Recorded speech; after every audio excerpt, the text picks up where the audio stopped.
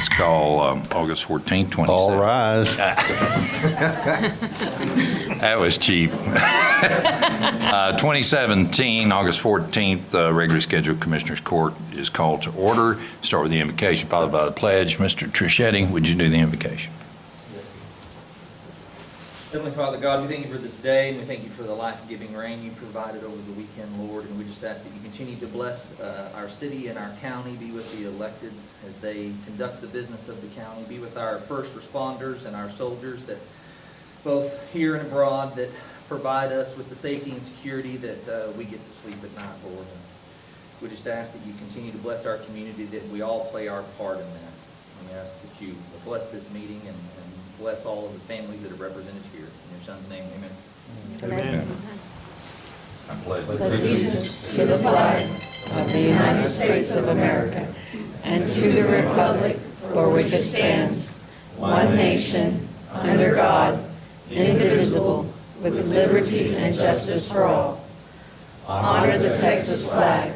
I pledge allegiance to thee, Texas, one state, under God, one and indivisible. Thank you, John. Item 3, please. Discuss and take action on court minutes from July 24, 2017.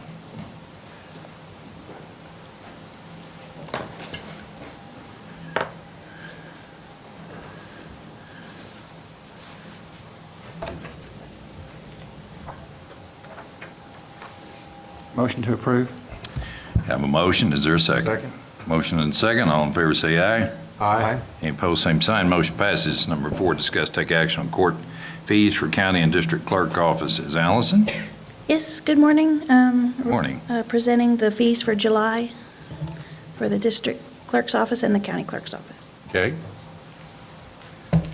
Questions, discussions? Any motions? Motion to approve. Second. Motion and second. All in favor say aye. Aye. Any opposed, same sign. Motion passes. Thank you. Number 5, discuss, take action on donation from Mark Detman. You're welcome. Bailey? Yes, sir. Mark has found out that we were doing an Impacts event this fall, and he wanted to help put some funds towards that for our employees. So he has written a check to Midland County. Jenny is working on a thank you note, and Veronica is working on a donations line item for the Values Program. Okay. Very nice, Mr. Detman. Thank you. Motion to acknowledge. Okay. Second. Multiple seconds with the motion. All in favor say aye. Aye. Any opposed, same sign. Motion passes. Number 6, discuss, take action on proclamation for General Tommy Franks Elementary School. This is in collaboration with the school district. They're renaming Crockett. Leah, you want to come up and tell us about it? Well, this proclamation will be a great honor to General Franks Elementary School. On next Thursday, we'll be doing the rededication ceremony, which all of y'all are invited. It's going to be at 9 o'clock in the morning at the new General Tommy Franks Elementary, and we would love to have all of you there. You say next Thursday. You Next mean a Thursday. week from Thursday? Yes, a week from Thursday the 24th. Okay. What is that address, Leah? It's right next to First Baptist. Right next to First Baptist. Are you No, sure, that's Gus? No. No. Yeah, I that's was just sending him to the wrong school. That's not true. Y'all are all going to be getting an invitation, and it's got the address on there. Oh, okay. It Yes, is sir. Crockett, isn't it? It's the Crockett Elementary School, Yeah, if you not remember where used that to. one is. So, and Commissioner Prude has the proclamation. Now Action. Allison has it. Allison has it to enter it in the minutes, but it's got all the whereases and thank yous, and it does need a motion to put it into the minutes of the court. Motion to approve. Okay? Second. Have a motion and a second. All in favor say aye. Aye. Any opposed, same sign. Motion passes. And Lee, if you want to take a look at it, because I know y'all are doing one, and there's two coming from the state. Okay, great. And I'd just like to say thank you all again. Leslie Goodrum, the principal, really wanted to be here, but if y'all know, the teenager that passed away this weekend was the child of one of her staff members, so she's with her staff. So thank you all very much for doing this. Thank you, and we will be there, even Thank at you. the right address. And did you say 8:30 or 9? We're expecting guests to start coming about 8:30, but the ceremony will be starting at 9. Okay. Okay. Number 7, discuss take action authorizing the county judge to sign agreement between Midland County and the Children's Museum of Indianapolis for the Lego Travel Adventure Exhibit. Mr. T.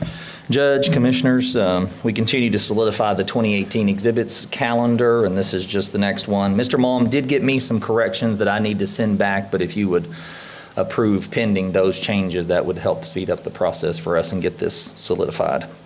Okay. I make the motion authorizing the judge to sign the agreement. Okay.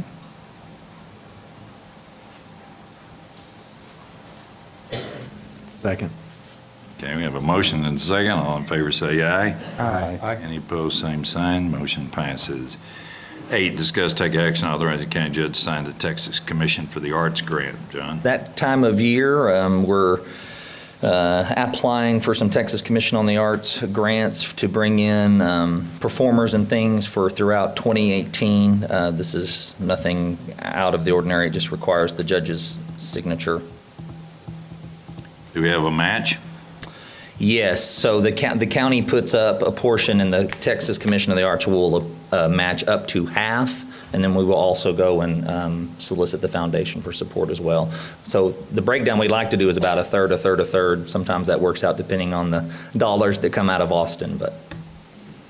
Okay. Discussion. Motion to authorize the county judge to sign the Texas Commission for the Arts grant. Second. Have a motion and a second. All in favor say aye. Aye. Any opposed, same sign. Motion passes. This is a new one. It's in the budget, and that is number 9. Discuss take action authorizing the county judge to sign the U.S. Department of State Passport Application Acceptance Program. We had talked about this for a couple of years. We now have the approval pending the signature on this to have a passport office in the county. It is a revenue item for the county. And, John, you want to tell us a little bit about? Yes, as the judge said, this is just kind of something we've been looking at during the budget process. It would be an alternative revenue stream that the library could help give back to the county a little bit. We get questions about passport authentication. Most of those, the only one that's close is the post office at the airport, which can be inconvenient because it's 8 to 5 Monday through Friday. So what we would be able to provide is some Saturday hours, which has been well received early on just in conversation, and also we can provide the evenings because we are open till 7. So this would be something that we want to work towards with whatever the renovation of downtown looks like. So that's where that's going to be located? Yeah, I think for the long-term, Commissioner, would be. Short-term, we think because about the time we get this done, we should be doing work there. We think we're going to start in the law library because they have the space and the staff. But long-term, yes, we'd like to see it at the downtown location. This is just. How's it going to be staffed? We'll staff it with library employees. They'd have to be by reservation, or you'd have to make an appointment. You couldn't do walk-up, so we could schedule Special some time. training they need? There is a little bit of specialized training, nothing too intensive. It asks for 2 things of importance for as the court is asking who is the contact for the program, and it would be John in the application. Then it asks for, I think they call them acceptance, which is the people actually handling the The acceptance passport. officers, yes, sir, acceptance agent. And there'll be 2 we know of right now, maybe 3, but they'll have a background check by the feds and a few other things, so. This form you see in front of you, we're just continuing to fill out as we go through the budget. This is just the next step in that process. There'll be a little bit of a waiting period to hear back from the government, as you can imagine, but this was the next step, and we wanted to get this rolling before we got the new budget adopted. It's my understanding we'll see this maybe 2 times more. This is okay, you're qualified as to facilities and all, sign this agreement, send it in, then they'll ask another bunch of questions. Yes, sir. And then you'll respond, and then they'll actually do background checks on the 3rd one, and then. Then you get approved or adopted or acknowledged or, yes. That'll be, we will be certified under that eligibility clause? Yeah, because we're my understanding and my conversations with the agent out of Houston, the person, yes, we meet all of the requirements. That's, And there is precedent in Texas, at least for public libraries being passport facilities. So as far as we know, we've answered all the questions affirmative, but there'll certainly be more. If we get this approved, or when we get it approved, John, how will it be marketed to the public for people to know that they can attend this location? Certainly, when we get approved, we'll do a marketing campaign just as another service through our normal processes of letting our patrons and the general public know. And I think it's going to be a word of mouth thing. I think that as people realize that this is a viable option, that it's in town, that the hours are a little more flexible and better, I think that we'll see quite the growth and usage. Right. It should have occupancy on our website, and Sure. maybe do a public cut the ribbon or something to draw attention to it. Very good. Okay? So we've discussed it. Is there a motion to Make the sign? motion that we authorize the judge to sign this application and begin the process. Okay. second. Have a second. All in favor, say aye. Aye. Any opposed, same sign. Thank you. Number 10, acknowledge the Midland County Library is receiving the Nonprofit Management Center of the Permian Basin's Beacon Award for Excellence in Communication. John? We were very fortunate again this year to be recognized with a nonprofit management center for our work. This year we received a Beacon Award for Excellence in Communications, and the Judge Bradford will be there in September at the luncheon to accept on our behalf. We hope the whole court will be there. Absolutely, would love for everyone to come. You want to say what you were nominated for? Yeah, the program that we ended up being the recipient for was the stuffed animal sleepover. Kids could bring their favorite stuffed animal to the Centennial Library, and they did a bunch of crafts and programs, and then you left your stuffed animal there overnight, and the youth services staff through the course of the evening, it was kind of like a lock-in for your stuffed animal. And you'd see them, playing in this room, and they're watching a movie, and the staff would take pictures and update those to Facebook and email it to, and so the kids got to see all the fun that their stuffed animal was having. It was wildly popular. So they pitched it to me, and I wasn't real sure what was going on, but it was wildly popular, and so I'm sure we'll do it again. But it was very creative, and I think the Nonprofit Management Center recognized that. Thank you. So is there a motion to acknowledge? Move to acknowledge. Second? Motion and second. All in favor, say aye. Aye. Any opposed, same sign. Motion passes, and congratulations to the library staff. Thank you. They've succeeded a couple of times on this. That's certainly nice, since we hadn't got it for years before. And we're also doubly honored because the next item, number 11, acknowledge Andy Schaefer, Library Advisory Board Chairman, receiving the Nonprofit Management Center of the Permian Basin Beacon Award for Excellence in Governing Board Leadership. So we had nominated Yeah. Mr. Xavier for, Go, Andy. Yeah. We've nominated Mr. Schaefer for several years, and he finally broke through that glass ceiling, and we couldn't be happier. I don't think I need to talk a long time about what he's meant to the library, even previous to my tenure on the advisory board, and really keeping that ship pointed in the right direction. So this is an honor that's long overdue, and we're glad that he got it. Thank you. Yeah. Andy, you care to say anything? Somebody really screwed up there. Yeah, I'm greatly honored by this. It's been a privilege to work with the court and with the library, all you gentlemen, and those that have departed and the new ones that are on board. It's just been a lot of fun, and I enjoy it, and will continue as long as you'll allow me to do so. Thank you. We are so Thank you. pleased, Andy, that you're giving us that opening, that you'll continue as long as we say so. So thank you. And it doesn't have a retirement from the county involved, but it does have same years of service sometimes. So thank you. Thank you, Judge. Very much. Yeah. Number 12, discuss and take action on library donations. You should have backup all material, no monetary. Motion to approve?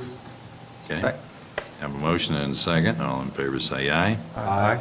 Any opposed, same sign. Motion passes. Thank y'all. Thank you. 13, discuss take action on mileage reimbursement. All right. Good morning. One of my prosecutors, Tyler Mayo, went to a school in Austin, Texas, and rather than staying in the hotel, which would have cost us roughly around $650, he stayed with his parents. But we are asking to reimburse him for the mileage that he was traveling back and forth to get to the seminar. Since the cap is at $50, he actually spent $109, and we're asking to pay the difference. Okay, Motion to approve. Second. have a motion and a second. All in favor, say aye. Aye. Opposed, same sign. Thank you very much. 14, discuss take action on report for district attorney hot check restitution account for fiscal year 2016. Before we start that, Laura, do you feel cheated that we didn't allow you to argue for the case, to plead your cause? I'm in the mood for brevity today, so. Just wanted to make sure we didn't offend. No, I'm okay. Good morning, everyone. Just want to let you know, we did our review of the District Attorney's Hot Tech Restitution Account. It is for fiscal year 2016. As you know, Laura was not in office during this time. She had asked us, or requested that we go into her office and take a look at the condition of her accounts and wanted to make sure everything was good in regards to the accounts. Commend her staff and my staff for a great job in doing this review and access to all of our records. I'm going to go really quick and brief and let you know the things that we reviewed as far as the objectives in doing this review. And on page 7 of the report, if you have the report with you, the objectives of this review are: 1, is the District Attorney's Hot Check Division accurately collecting the fines and fees of the hot check offenders according to Code of Criminal Procedures 102007? 2, is the District Attorney's Hot Check Division accurately collecting fees for the pretrial diversion program according to Code of Criminal Procedures 10202121 and using the funds in the manner set by statute? 3, are the clerks of the District Attorney's Hot Check Division issuing restitution in a timely manner, and are the amounts accurate and complete? 4, are cash handling procedures adequate to ensure the bank reconciliations of the District Attorney's Hot Check Division and reconciled accurately and timely? And 5, does the District Attorney's Hot Check Division collect revenue and use it to the specific uses of the office according to Local Government Code 102007? For 4 of the objectives, of course, we did not have any findings. Everything is being done as is set by statute to be done. The only recommendations we do have are for objective number 4 and having to do with the cash handling procedures. And on page 8 of the report, condition number 1 on that is just indicating that they are reconciling their accounts. However, the system balance does not agree with the reconciled bank balance.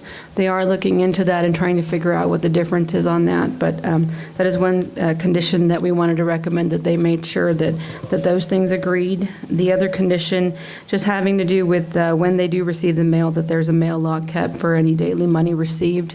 It wasn't their procedures, and I guess in just the changeover and people, they didn't continue that, but they are now doing that for their office. So that is all I have, unless you guys have any questions. No questions, then it does require a motion to enter it in the record Just an acknowledgement or that you approve of the report. motion to approve the report for District Attorney hot check restitution account. Okay. Second. Thank you. Have a motion and a second. All in favor say aye. Aye. Any opposed, same sign. 15, discuss take action on LexisNexis contract for District Attorney's Office. Yes, this is the part of the contract that allows for our prosecutors to be able to search case law. We had previously come to the court to ask for the part of LexisNexis contract that deals with the investigative services, but this has to deal with the case law research. It's in 2 separate contracts. Russell has approved it, and we do not have an increase from last year on how much this is going to cost. Discussion or motions? Motion approved. Second. Motion and second. All in favor say aye. Aye. Any opposed, same sign. Motion passes. 16, acknowledge tax assessor collectors continuing ed transcript. Good morning. Morning. Good morning. Just something I have to turn in every year that shows This is, I wasn't paying attention. This is my continuing Transcript. education. Okay, there we go. Yes, so I've fulfilled what I needed to do for the year, so I'll just have to turn that in. Okay. Just for you to acknowledge. Second. Okay. We have a motion and an acknowledgement with a second. All in favor, say aye. Aye. Any opposed, same sign. Motion passes. Thank you. 17, discuss and take action on resolution for Midland County Body Armor Grant. Scott, good morning. Morning, how are y'all today? Fine, and I want to thank you for the fine job your collection department did. It certainly showed in the revenue accounts as Thank we you. were going through this year's budget. They've been working really hard. Well, it shows. Thank you very much. They've been on top of their game. This, I believe it was last Commissioner's Court asked for permission to pursue the rifle armor-plated grant. This is another step in that grant, is adopting a resolution from the court so I can move forward with the grant. It's a resolution that I'll need to turn in with the grant. Okay, do you know yet if there's matching funds? There is no matching funds. It's going to be 100% from the state. Midland County will not have to match any. Okay, and this will be just for your office, or is this for all law enforcement? This is for every law enforcement in Midland County, every law enforcement Good. officer that works for the county. We've totaled up, we're asking for a total of 142 of the vests. I've got a price quote back from GT Distributors. Right now, they're the only ones I've gotten, and it's like a little over $71,000. This for the vest is an improvement over the ones that we currently buy. It is an addition to the ones that we currently have. This is a level 3+4. It is specifically for rifle. Okay. All right. How do you determine when to wear which one? 90% of the time, we're going to wear the soft, lighter vest. It's the lighter, more or less for pistol rounds. We're looking at SWAT call-outs, warrant services, any major incident. Yeah. It's one you could throw on top of. Top of the other one? Yes. Okay. You could throw it on top of that soft vest or that smaller, lighter How heavy vest. is it? These are weighing between 7 and 10 pounds. Wow. They're Wow. 2.5, 3 inches thick. Ooh. On front and rear. You get a front plate and a rear plate. The package that we're looking at comes with it already has it in a harness where you can have it pre-fitted to you. You throw it on, Velcro it, and you're ready to go. It comes in its own carrying case and everything like that. So it'd be readily accessible to the officers. Scott, is this something you anticipate wearing all the time or just when you're servicing? It's going to, when the need arises. Okay, It's 'cause not going to at be 3 an everyday thing. You know, when we're out serving warrants, we look at the history on the people. We kind of, okay, what's their past look like? And it may be a pre-thing like that. If there's a practical call out and somebody ends up having to help on that, you don it then. There's just so many different ways to do it. Well, my ooh was not because of anything other than at 3 inches, they're going to be heavy and they're going to be hot. Oh, yes, they're very going to hot. be heavy, and, from the kits that we've looked at, Captain Graham's helped me look at the kits. They're heavy, but they're easy to take on, easy to take off, so. All right. Make the motion to approve the resolution, Midland County Body Armor Grant. Okay. Second? Have a motion and a second. All in favor, say aye. Aye. Any opposed, same sign. Motion passes. Thank you. Thank you.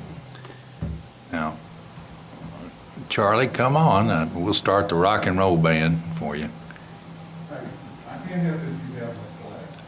Okay.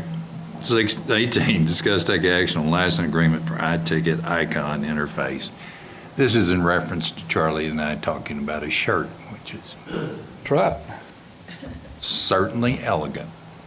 Yeah, you want to stand out. You want to make a scene, you got to be seen. You don't need a shirt now. All right. This is part of our technology upgrade at JP Court. Go back 4 or 5 years ago, Midland County was the first county in the state to get electronic ticket downloads from DPS. One thing we forgot to do was get them to teach their troopers how to hit the download button. But it downloads all the information directly into our software where the girls don't have to re-enter it. Cuts down on mistakes, cuts down on time. If we do this, it will give 5 or 6 more agencies in Midland County the alternative to download tickets straight to JP Court. Okay. And I sent the stuff to Russell last week. Okay. The only issue with it is that it provides a venue for any lawsuits would be in Hopkins County, which we never agree to venue in other counties. On the other hand, Hopkins County, I'm sure, has the same rule that they don't agree to anything. But I would ask that we just try to get that section deleted, Charles. I think we already have a contract with them. Okay. You might go back and look. And what happens sometimes is from year to year, new contracts get sent with Yeah. additional requirements, but we'll just want to try to take that provision. But if you'll call them and get it. Okay. But ask to approve it after Russell gets his. That's the only change. Okay, so it's a modification of the contract. That's how the court needs to address this, pending the modification. Correct. And Mr. Atkins, you don't have any issues with how this downloads because it actually goes directly into their software, is that right? Okay, excuse me. Any other questions? Discussion or motions?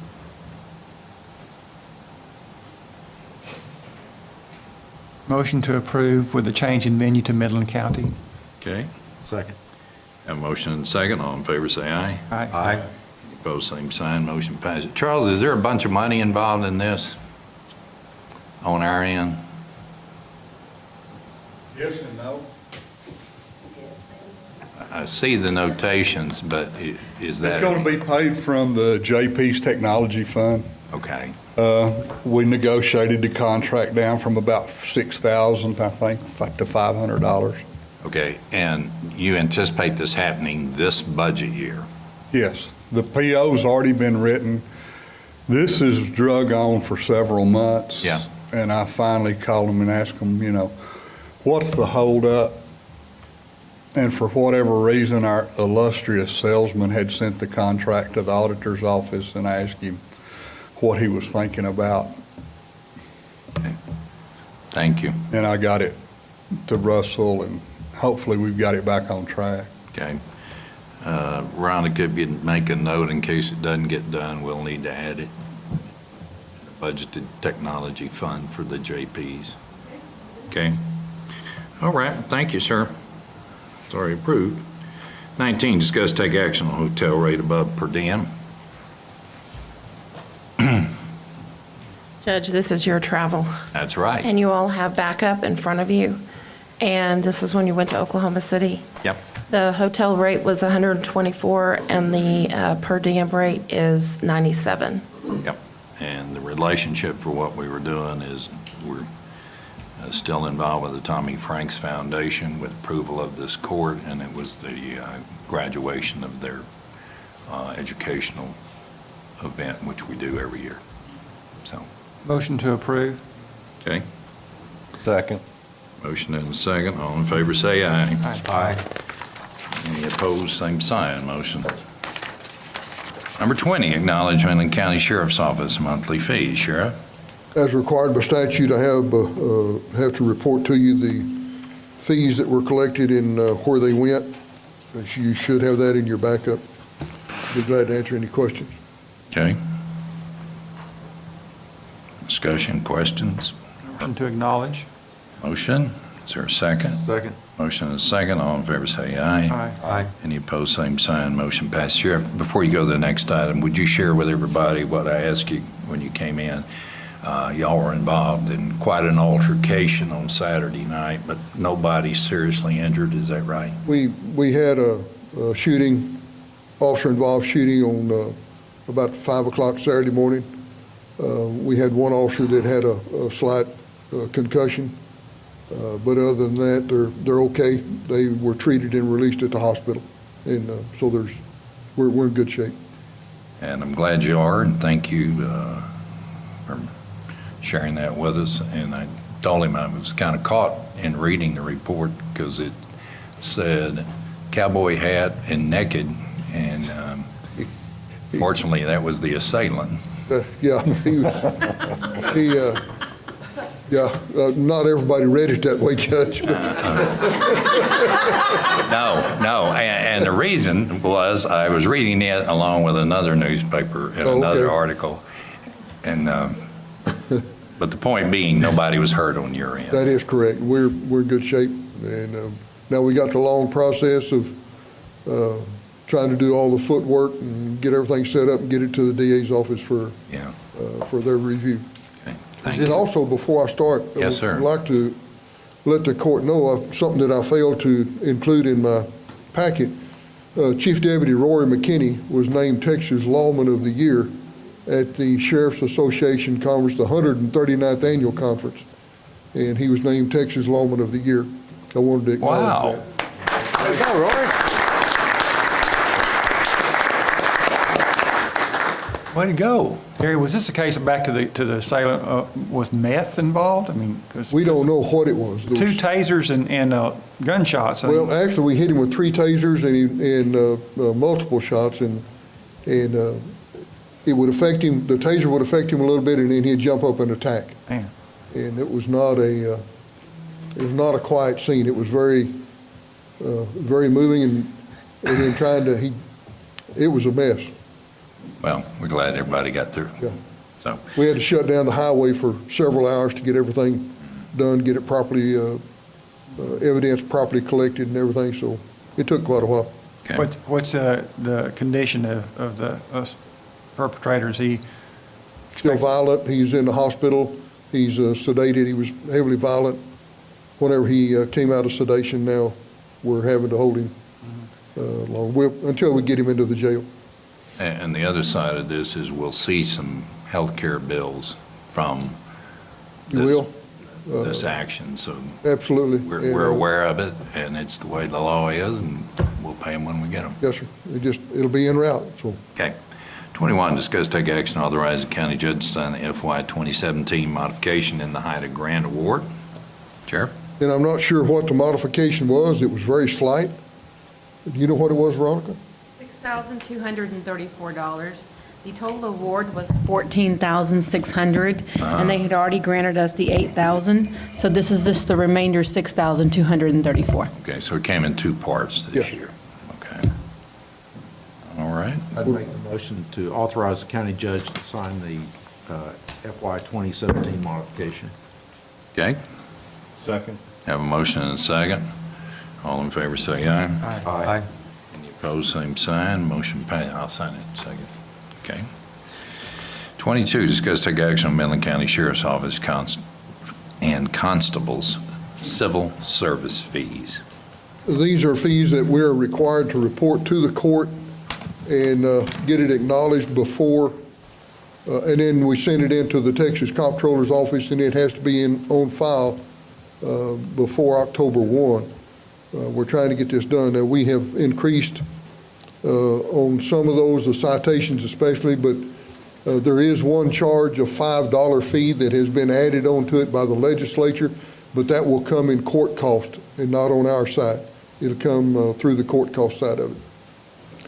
Okay. But we feel like this is a fair rendition of what it costs to not only administrate and handle the civil fees, but the serving of them.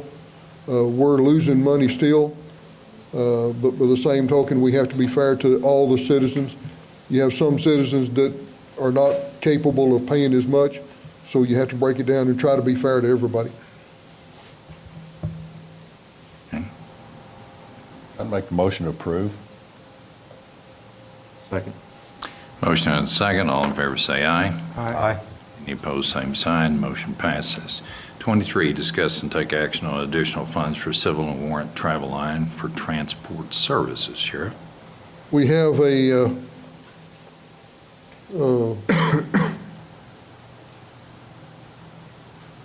a request for an increase in our postage again.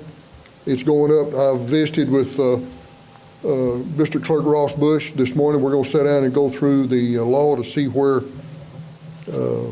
if we can move it over to his account for the next budget year. And I think that would be more effective. And there's a law been many years ago that required the sheriff to pay for sending out the jury notices. And then the jury notices were sent or taken over by the district clerk and the county clerk. And but we're still having to pay for it out of our account. We're not sure why or if that law is still in effect. We're going to research that and get it back to the court. Okay, you're talking about jury notices. Am I on the jury notice or? We'd call the one Yes, above this is it transport That's a service. postage for the jury notices. That's correct. Okay, let me call that item. Okay. And then 24, discuss take action on additional funds for the sheriff's postage line for jury duty notices. And you just heard the explanation. How much do you need, Sheriff? We'll need another $8,000 to complete the year. Okay. Come out of contingency. Just wanting to ask that question, if the court wishes, we can move that over to the district courts in the 2018 budget. I know that, like the sheriff had indicated, there used to be a card that was signed by the sheriff himself, and so now they're approving invoices and not really sure of what's being mailed out as far as the jury cards.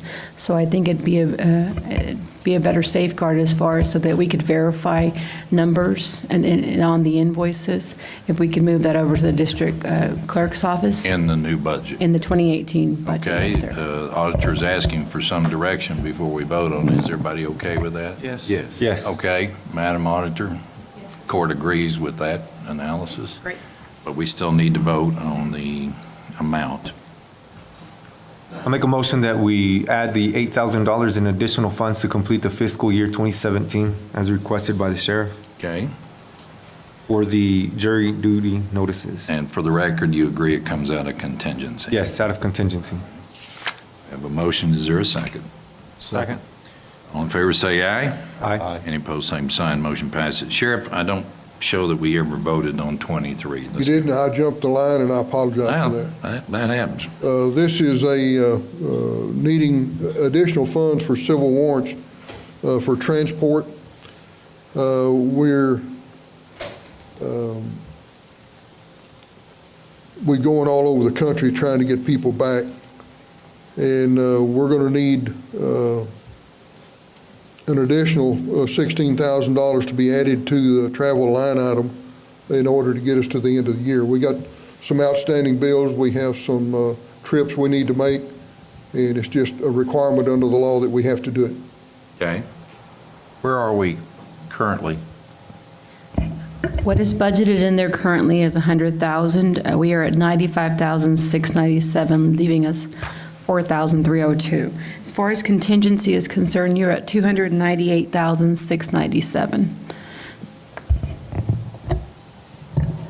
Sheriff, will this, the 16,000, is that going to cover the two outstanding amounts of the 6,847.82? Well, it should. It'll get pretty close. We hope to be able to get covered with that, and we may have to come back or maybe adjust it at the end of the year, but this will get us to the end on what we have outstanding. Is that correct? I hope so, Sheriff. Yes, sir. Well, if it doesn't, come back.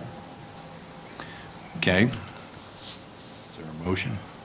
I'd make the motion that we authorize $16,000 from contingency to be added to the budget line item, civil and warrant travel. Okay. Second?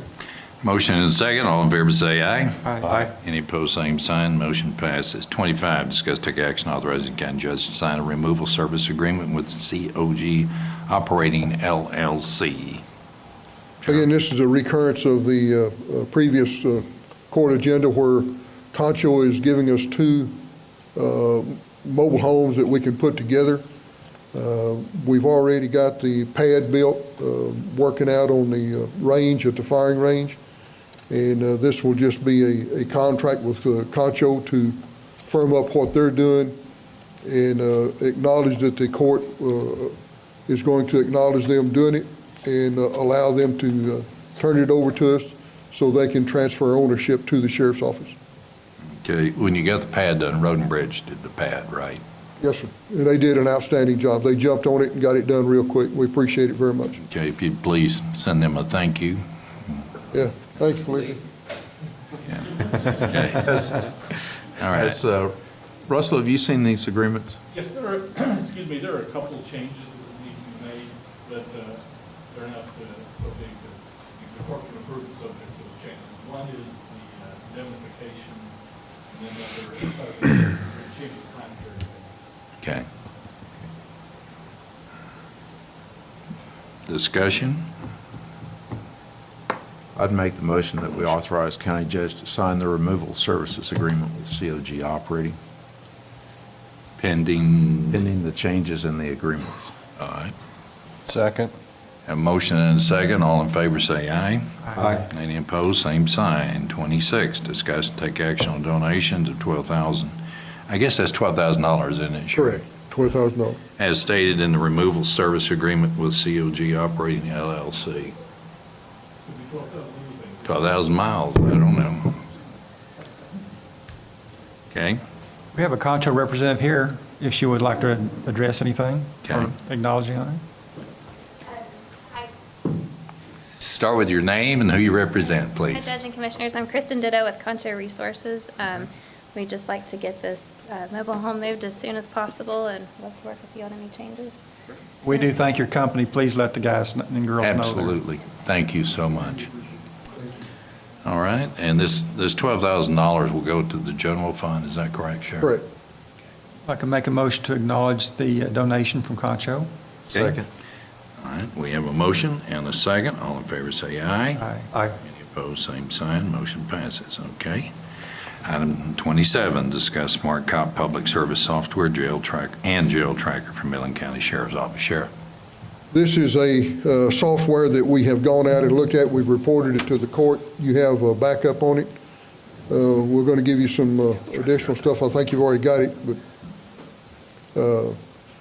we've gone to Florida and looked at it. It is being used by the state police in Florida, Georgia, South Carolina, and Montana, and it is very well adapted in those services.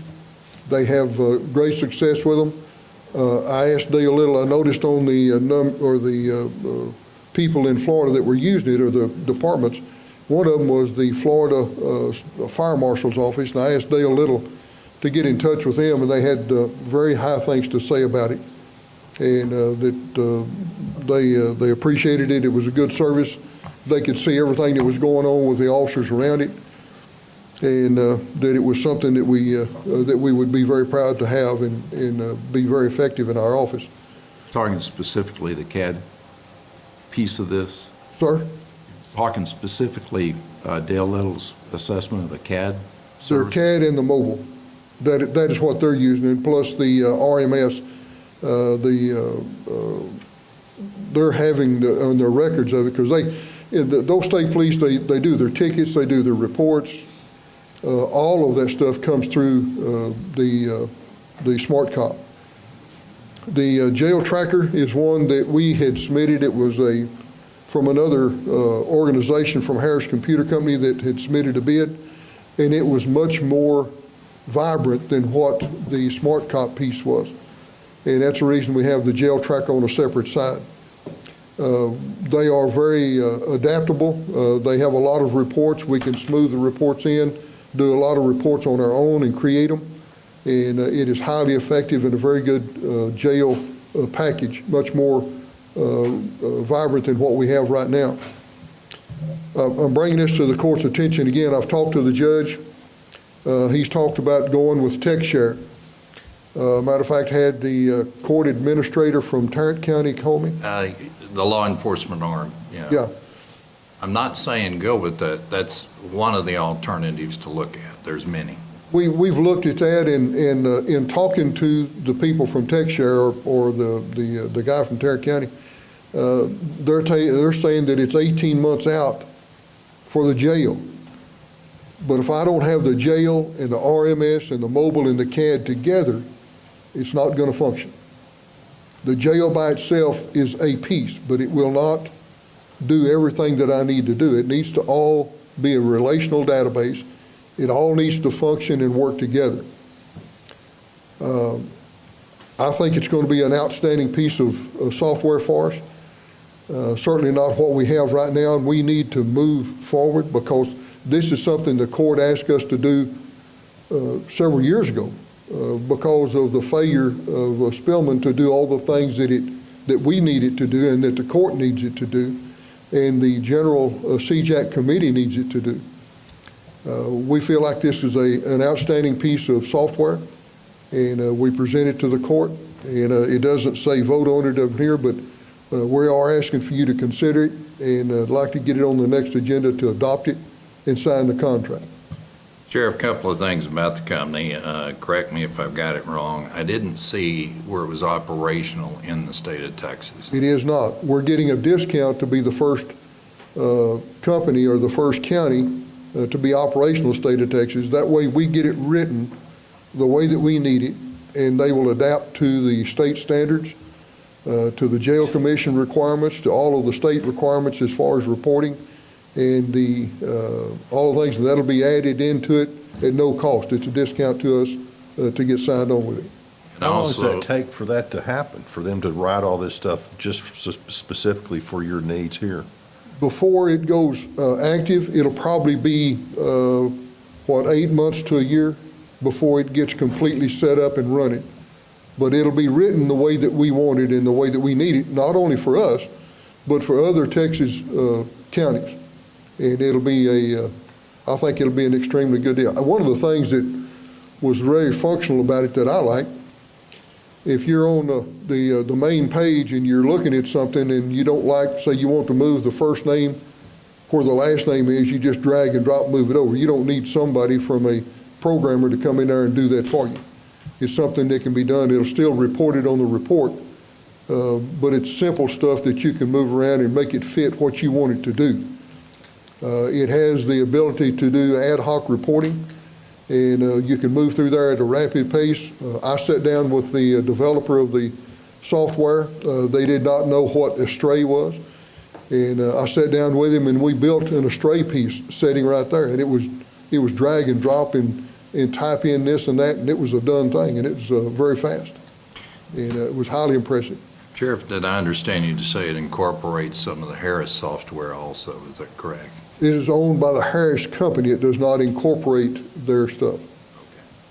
And the price on the document I saw was $850,000. That includes moving everything over. The software itself was $500 and something thousand, and to move everything over that we need and to add all the pieces to do the connectivity to the other pieces that we need, it would be $800 and something thousand, and I don't have that with me.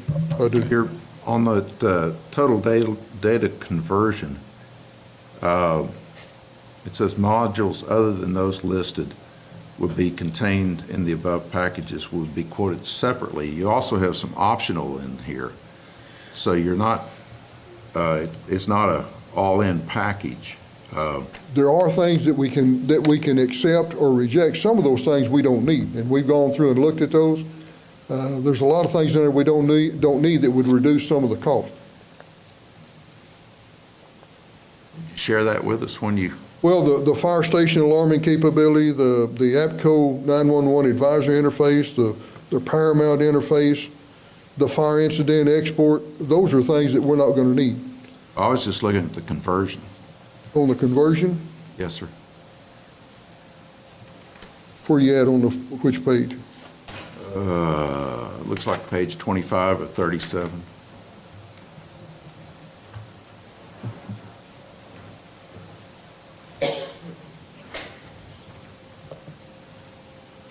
And your base package of historical inmate data elements, you're only allowing 20,000. Is that realistic? That's what they put down, yes. You know what, this sheet right here? Yes, sir. Okay. Sheriff, does it run on a Microsoft platform? It does. Okay. We've already sent over the information to Mike as to what the hardware requirements are, what the software requirements are, and as far as I know, it works. It does work. Okay. All right. Any other questions of the sheriff? In terms of the budget, this is not in the budget, so the court wouldn't have to act next court meeting. What is in the budget is a purchase of court software because we are at the limit of the state requirement, and so we have to buy and convert our court systems next year in the following budget. So, Russell, I'm sorry. go ahead, Sheriff. We do have a letter in here that's in your packet that shows that it is on the HGAC Right. package. Correct. Okay, you had a question? Yes, sir. Russell, have you had a chance to look at this? I've looked at the contract, there would need to be some changes. Okay. I think there's a lot of stuff in here that talks about the venue in Florida, and so I just want to make sure we take a look at that. Yeah, if it's not an action item, but if the court decides to proceed with it, we would need to negotiate some things with the contract. The sheriff mentioned it to me, and we put it on here so you'd have a chance. He could tell us what he thinks, and individually you can ask your questions. And How long is it going to take to get the information you have right now moved over to this system? It will take, what they say, 2 days maybe? The 2 days that they would be complete, that they would get it moved over. They may have said that, but I personally would differ because we had a previous one that said 2 days, and 6.5 months later, we weren't any closer. I don't know anybody that can move stuff in 2 days. So to me. Sounded a little ambitious, but. To me, that's a sales pitch, but if that's what he told you, that's what he told you. So. Sheriff, one last question that I have is regarding the price. I know that we've got different prices on here, the different options. Is there a bottom line here? I don't see a bottom line anywhere. I see different amounts. I just don't know what's in and what's out. He may have a different number. The number that was sent to me was $850,000 complete, I believe it said. Well, it'll be the total purchase price is $845,188. Okay, I see that amount. Yes, sir. Okay. And of course, it's got the conversion and stuff, and the integration and all that stuff is included in that. The base price for the software is $495,737. Okay. Thank you. Yes, sir. Any other questions of the sheriff? Sheriff, thank you. Thank y'all very much. You bet. 28, discuss take action declaring parking lot light housings and kitchen equipment as salvage. This is in reference to the archive building, is that correct? The parking lot housings are from the Horseshoe. Okay. It's just the housing. If somebody were to purchase that, they'd still have to purchase the light kit, which is more expensive than the housing. These are the housings that. These are the ones we took down when we moved, changed over to LED lighting in the parking lot. They're 277 volt. They're actually kind of useless to anyone else because we maintain the arms that hold them to put the LEDs on, so they're just the boxes. Scrap metal. It would actually cost me more to have my guys load them up and take them to the recycler than they'll get in recycle fees. Okay, but the kitchen equipment is the kitchen equipment Yes. from across, right? Yes, the kitchen equipment is all that over in the new archive building that was left there. Excuse me, Commissioner, go ahead. He actually answered the question before I asked it. Okay, and before we can do anything, we have to find that they're salvaged. Yes, Russell and I were just discussing that. With regard to the kitchen equipment, I had talked to Christie about whether this has any value, whether it might sell at auction, because in order to donate to a civic or charitable organization, we can only do it if it would not sell or it would sell for such a low value. Obviously, I can see that with the housings, but talking to Christie, we don't know if it would sell or if it would sell for less than what our expenses would be. So you would rather go through the process of trying to sell it and then see what happens? Either that or do Is that what a- you're telling us? Yes, sir, or do a really good evaluation so someone can say why, but I think, yeah, the best thing would be to try to sell. Okay, so let's handle this in two action items, and that, number one would be light housing. Do we have your affirmative that that is indeed salvage material? Yes. Okay, is I there, would make the motion that we declare the parking lot light housings salvage. okay, is there a second? Second. All in favor say yes. Aye. Any opposed? Okay. And the second piece of that, kitchen equipment, Russell has given guidance that perhaps it needs to go to the sale first. Does the court agree with that? Yes. Louise? Yes. Okay. So it goes to court. I mean, to sale. Yes. By action of the court. Okay, thank you. So that makes 29, discuss take action on 8 items in new building, Carrollview Heights Baptist Church. My understanding was it was the kitchen equipment they had called about. It was the, I think the counters, I think a buffet counter, dishwasher, rinsing sink, stove, a vent hood, and a deep fryer. Yes, Carrollview Heights has an ongoing project in Costa Rica where they're building a school. Okay. And they were going to donate it to the school in Costa Rica for a kitchen. Okay, I think we just decided we got to sell this stuff first.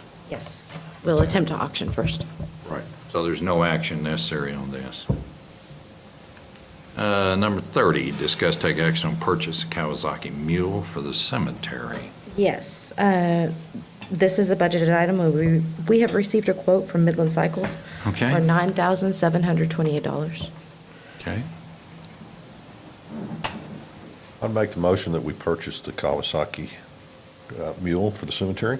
Second. Have a motion and a second. All in favor say aye. Aye. Any opposed, same sign. Motion passes. 31, discuss take action on purchase of fence at R&B property.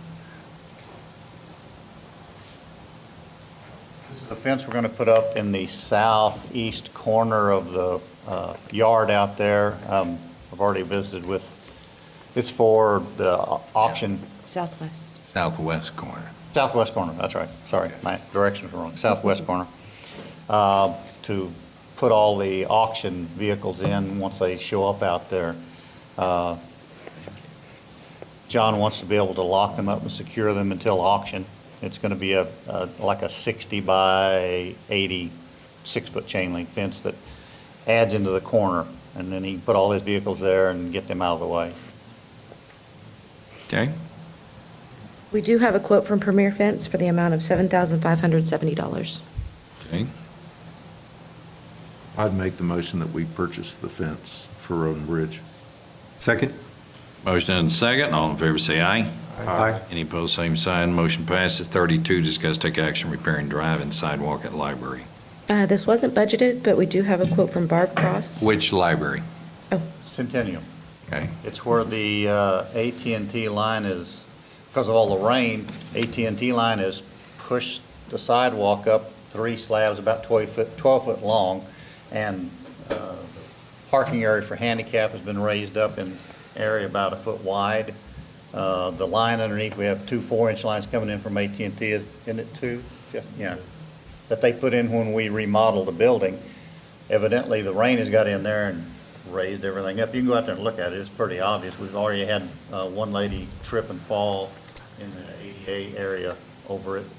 So we're gonna have to go in there and cut all that out, kind of dig it down and resettle everything and pour new concrete. So this wouldn't be AT&T's issue? No, it's our line. They Oh, put we in. own it? We own it. It comes from their box to our building. Darn it. Yeah. I'd make the motion that we repair the drive and sidewalk at the library. Second. Discussion, how do we keep this from happening again? What is the, We're gonna go in, what didn't happen during the construction phase, we learned was, they didn't put any pin, they cut a strip to put this line in, didn't exist. We cut out the concrete in the driveway, the asphalt in the driveway, and then the ADA parking ramp, we cut the concrete out there, and they put the line in and they put dirt in, and then they just poured concrete over it. What they should have done is pin the pieces together so that it made it one whole. So the piece that they poured is an independent piece, and the water just made it rise. So we're gonna have to redo it and then drill some dowels in the side. Same thing with the sidewalk, and so that it's all one structure. Should have been done when it was construction, but it didn't happen. Okay. Any other discussion? Are you okay with the motion? Yes. 33, discuss take action. We hadn't voted yet. We're good. Oh, has everybody voted? No. Well, We didn't vote. We have not voted. Oh, we have a motion and a second, and I interrupted with a question. Yeah, go ahead and vote then. All in favor? Aye. Any opposed, same sign. Just like I wrote down. 33, discuss take action authorizing the county judge to sign Medico purchase of key document. Yes, Medco is a very proprietary key. They have some at the jail, they have some at Culver. Every lockbox, weapons lockbox in the court floors, the key is a Medco key. And what it is, you're issued a card, and if you want to make a copy of that key, you have to give Medco that number on a letterhead, and they make the key and send it to you. Well, Culver has lost their card. Don't know how long ago it's been lost, and we've been about 2 months now trying to get to this point to where we can get a new card issued. And when we get it issued, we'll lock it up in our box upstairs since we have to deal with keys anyway. I'm sure someone saw it in a desk drawer and said, what is this? It looks like a credit card, and they probably tossed it. Didn't know what it was. So Russell's looked at the agreement, and we're going to make a small change and then send it back to them. But there's a small fee involved. It's not much, but $45. yeah, $45 for them. Okay. So is there like a number on this Yes, card? yes, it's issued to us. We've got one for the keys. Actually, it's changed a little bit. When we first been in this building, anytime that they lost a key to a lockbox, we had to have a letterhead, send it to San Antonio, they'd cut the key, send it back to us. Now, Midland Lock and Safe is certified to cut certain Medco keys. They can't cut the ones that open up the jail cells or anything like that, but they can cut the ones for the lock boxes. So we don't have to wait 3 weeks to get them back. We can go local now, but anything else has to come out of San Antonio, their main office. So it has to be, that number has to be on the letterhead, and we have to request a specific amount of keys and add that number. Okay. I'll make that motion that we authorize the county judge to sign the Medco purchase of the key document. Second. Motion and second, all in favor say aye. Aye. Any opposed, same sign, motion passes. 34, discuss take action on IT infrastructure and physical security for CS&CD building. Justin? Yes, the original, or the IT infrastructure and physical security, basically all of our pieces were not added in under the contractor for the new CS&CD building. Me and Veronica talked a few ways of doing this. Turns out we're going to put it in the capital projects budgeted for next year. But even that being said, I'd like to get the court's blessing and approval for the money we put in, the $250,000, to be able to use for the cabling, the cameras, the switches, the infrastructure for the new building. And the reason we chose to do it this way is because our IT team does such a good job and an efficient job. We pulled it out of the contract, and he now has the numbers together, and it's in next year's budget. And I guarantee you, it's going to be, we actually have about $226,000. I'm just going to go ask for $250 because things happen. But I'm sure we'll probably have a few thousand going back into the budget. But it gives us a lot more control instead of getting value engineered. I wanted you to know about it because right now it's in the budget, but the court needs to be aware of it. And if we get approved now, that way October 1st, we can go and write our POs and start getting things going. So do we need to take action on it? You just need to confirm that you're okay with the process that he's done. We're not voting on a budget today, but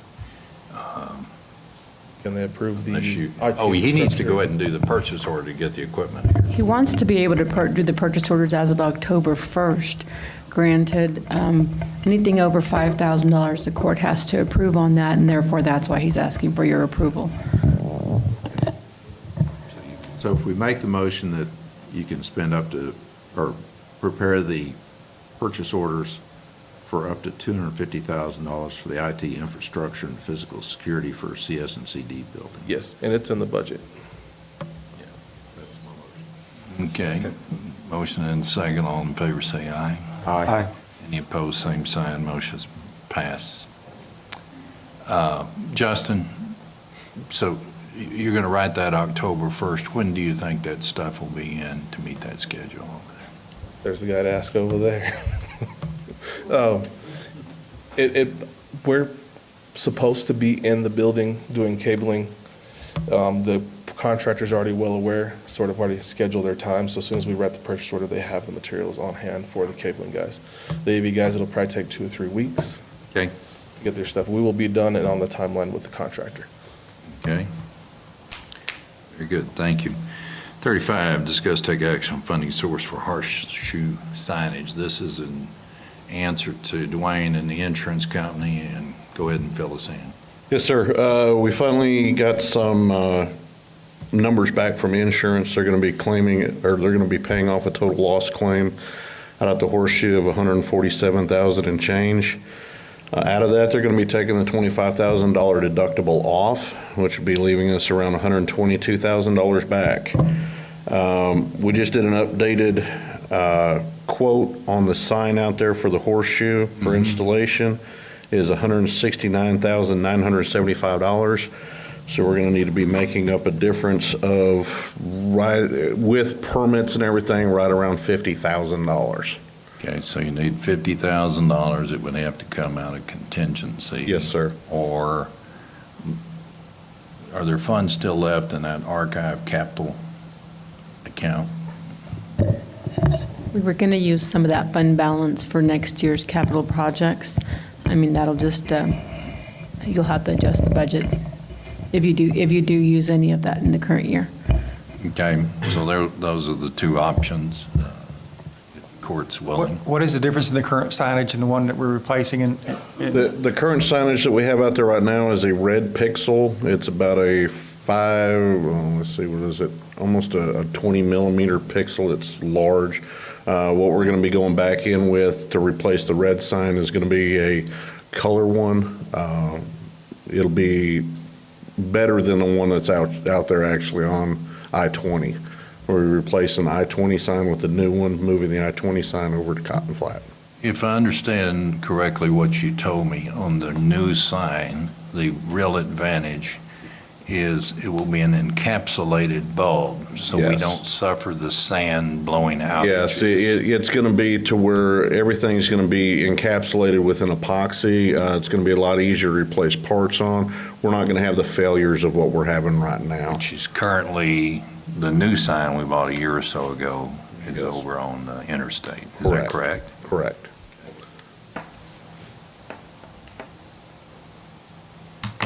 So you were able to get $122,000 out of our insurance. Yes, sir, after the deductible. Okay. And then that deductible also covers the other sites that were made settlements on also. Okay. Mike, would you prefer to take this out of the account you mentioned and then adjust the budget for next year? Or It truly is a capital item, so And actually, you're saying it's coming out of risk management and the insurance? The 25,000 it's an insurance claim. The 25,000 is going to be deducted off of what they're going to be giving us back towards the sign.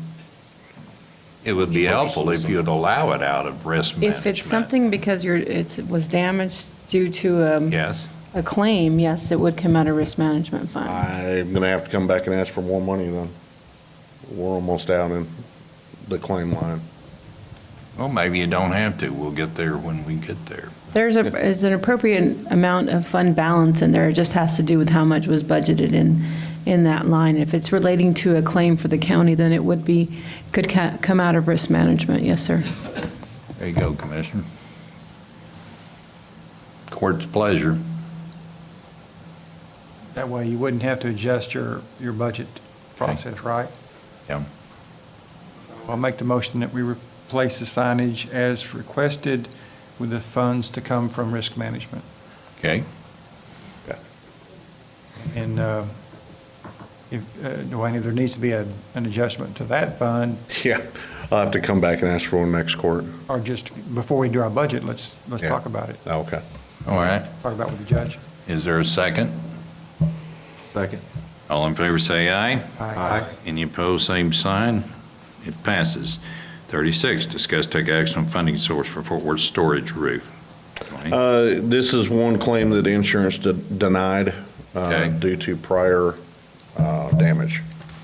Tim, how much does it cost? This, you have a backup on it, it's $95,000 to repair it. I didn't put it in next year's budget because we were thinking it might be coming out under insurance. So if you would like, we can put it in next year's budget and take it and fix it out of next year's budget instead of taking it out of contingency. Tim or Mike, will this be made obsolete with the purchase of our new facility that we just bought across the street? No, it's still a building we own, and we need to upkeep it. It's a large 6,000 square foot empty a warehouse, basically. It's used more for the facilities department We than put a record lot of stuff storage. in it, and we store, right now, some of the stuff that's going to go in the library stored in it, the old pictures and stuff like that. It's Okay. larger, bulkier items that are in there. When will it be done? It'll probably take about a month to do the roof, but if we, and since I didn't put it since I didn't request it in the budget, and I don't have the money to do it, the $95,000 in this year's budget, we can put it in next year's budget and do it in October instead of taking it out of contingency if you want. There's no risk of that roof collapsing? No risk of it collapsing. It leaks real bad. We've got some large 55-gallon drums over there that we dump every time it rains, It's got two pretty good holes in it, but we've got it contained. Everything's moved out of the area. Unless we get other damage, we're pretty well handling it. I prefer to go ahead and take it out of this year's contingency unless there's a problem with that, because that doesn't, this way it doesn't affect our next year's budget. Okay. Is that your motion? And that would be my motion. We have a rapidly approaching purchasing agent. This is over $50,000, so we They're would. on contract. Oh, they are? They are. Okay. It's at Trim. Never mind, carry on. Thank you. Okay, Randy, that's your motion, is that correct? Yes. All right, is there a second? It's to pay 95 out of contingency. Second. Okay. Thank you. All in favor, say aye. Aye. Any opposed, same sign, motion passes. 37, discuss take action on additional funds for impact program. These additional funds are due to the damage that they incurred with the first group of signs that were hung. They weren't hung correctly, and they fell and they tore up, and they had to rebuy them, so. Yes, yes, we had some unexpected expenses, and I'm asking the court for additional funds up to $3,000. Okay. And this will be a different situation where it won't fall again. That is correct. We did get with the company that produced the signs, facilities, and them, and they figured out a way, and we have not had an issue since. So of $3,000? Up to. So how much am I transferring? Well, we're about to find out. We're Okay. just going to discuss it. So it's up to $3,000. It can be any number in there, but you asked for 3 for some reason. So Where we would get it from? again, it would have to. It could come out of miscellaneous. It could come out of contingency. You have a balance of $411,000 actually in miscellaneous. That's probably where it ought to come from. This isn't this is something nobody knew about. Make a motion to transfer $3,000 from miscellaneous for the replacement of signage for impacts program. Second. Have a motion and a second. All in favor say aye. Aye. Aye. Any opposed, same sign. Motion passes. Thank you. Thank you. So just because you got 3, don't go use 3. Just up to. All right, Dwayne, come back up here. 38, discuss take action on fleet accidents. And while you're getting here, Dwayne and I have continued to talk with John Warren, and in the budget, you'll see we're taking all of the Explorer fleet out of service in the sheriff's office and replacing it with new vehicles. That was something that was not anticipated, but we believe it's the best thing to do for safety of everybody. Yes, definitely. And we're scheduling them right now to get them in to get repairs done on them. Okay. August 3rd, 15905 was involved in an accident at a stop sign. It was one of the CRT units. He was at a stop sign behind another vehicle pulled forward. He didn't pay attention to see that they had stopped, rear-ended them. Minimal damage on our part, and we've got it over at, we've got a quote for repairs for the citizen's vehicle and going to get it fixed here next week. Who is the county employee involved? I'm sorry? Who is the county employee involved? There would have been Lucio, one of the CRT. Okay. And that's it. Motion to acknowledge. Second. Okay. We have a motion and a second. All in favor say aye. Aye. Aye. Thank you. Opposed, same sign. Motion passes. Thank you. This has been rummaging around. 39, discuss to take action on subdivision development regulations for Midland County. Commissioner Donnelly. One of the biggest problems I think that we've been facing over the past 2 to 3 years are really kind of the situations that have fallen outside our subdivision platting, is those people who know just enough to sell plots or that are too large to fit within the planning requirements, and I think this has especially been the problem in the ETJ. Back in 2015, so we may finally have a solution, another way to address this. In 2015, the legislature made a change to the Deceptive Trade Practices Act to add fraudulent real estate transactions and authorized the Attorney General, the Consumer Affairs Division, to go after people who use fraud in selling real estate, but also authorized city attorneys, district attorneys, and county attorneys to bring those actions. So I spoke with Laura Nodoff about it, and she was telling me that their office is also bringing criminal actions against people who use fraud in real estate transactions, and that there is a criminal DTPA also. So we've just visited about this a little bit, but we're going to visit more, and I suggested that I would bring any member of the court who has been dealing with this. I know Luis has, and I think you have also, Robin, to discuss the facts of those situations. And so we may finally have a solution in going after the people who are doing that criminally or with civil actions under the, whether it's us doing it or whether we get the AG to come in. And under the Deceptive Trade Practices Act, you can get treble damages, which is a big hammer against someone. So it's outside of our regulations, but that's been the problem with these people is they're able to they know enough about that law to sell tracts of land that don't fit, so they're not required to plat, but then make, and I believe they've been making promises that the county will put in roads, the county will do this, the county will do that, so there's clearly fraud. So anyways, so I'll set up a meeting, and then anybody who wants to visit with me and Laura, let me know, and so we may have a solution on that. So we can go back to the ones who have been doing that already? I think anybody who's been doing it, absolutely. All right, I'll give you my list in the We would have morning. to visit about, pardon me? I said I'll give you my list after court. Yeah, I know you.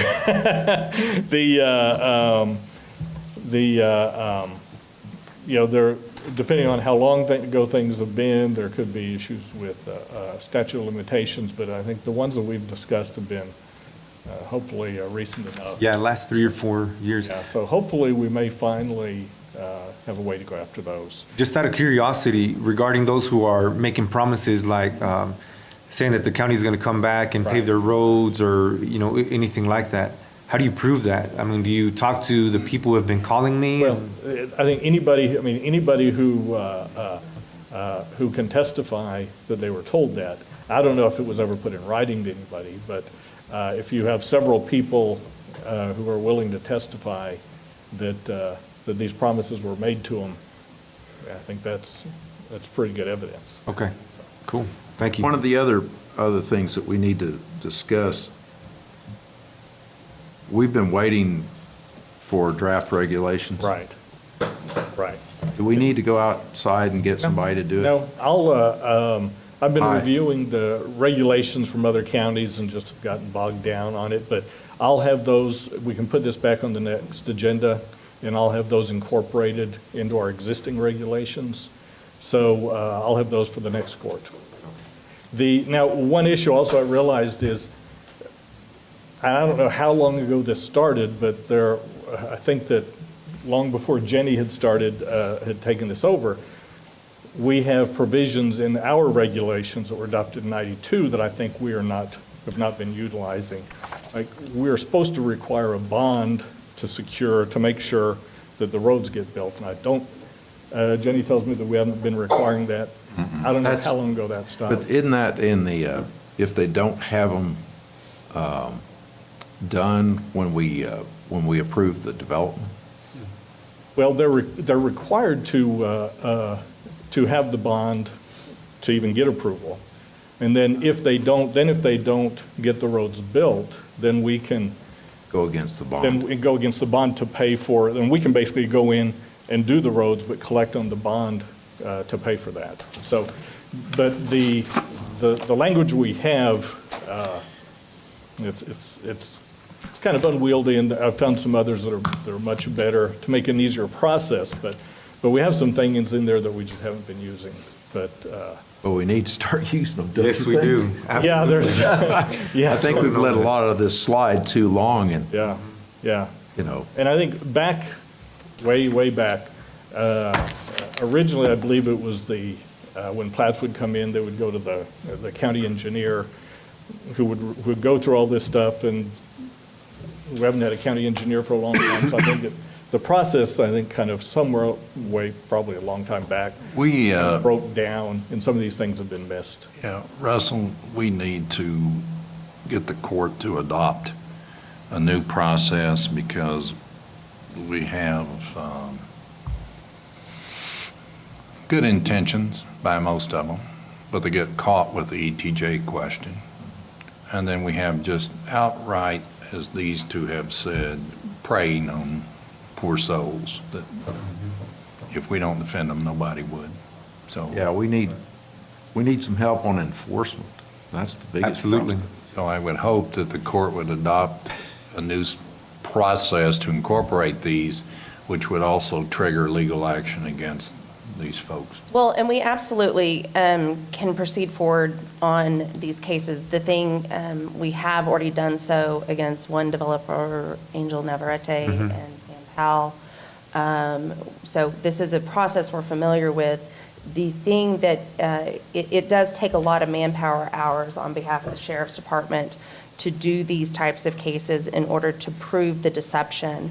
And what will happen is, as what happened when we first started making the arrest on the Navarrete case, was we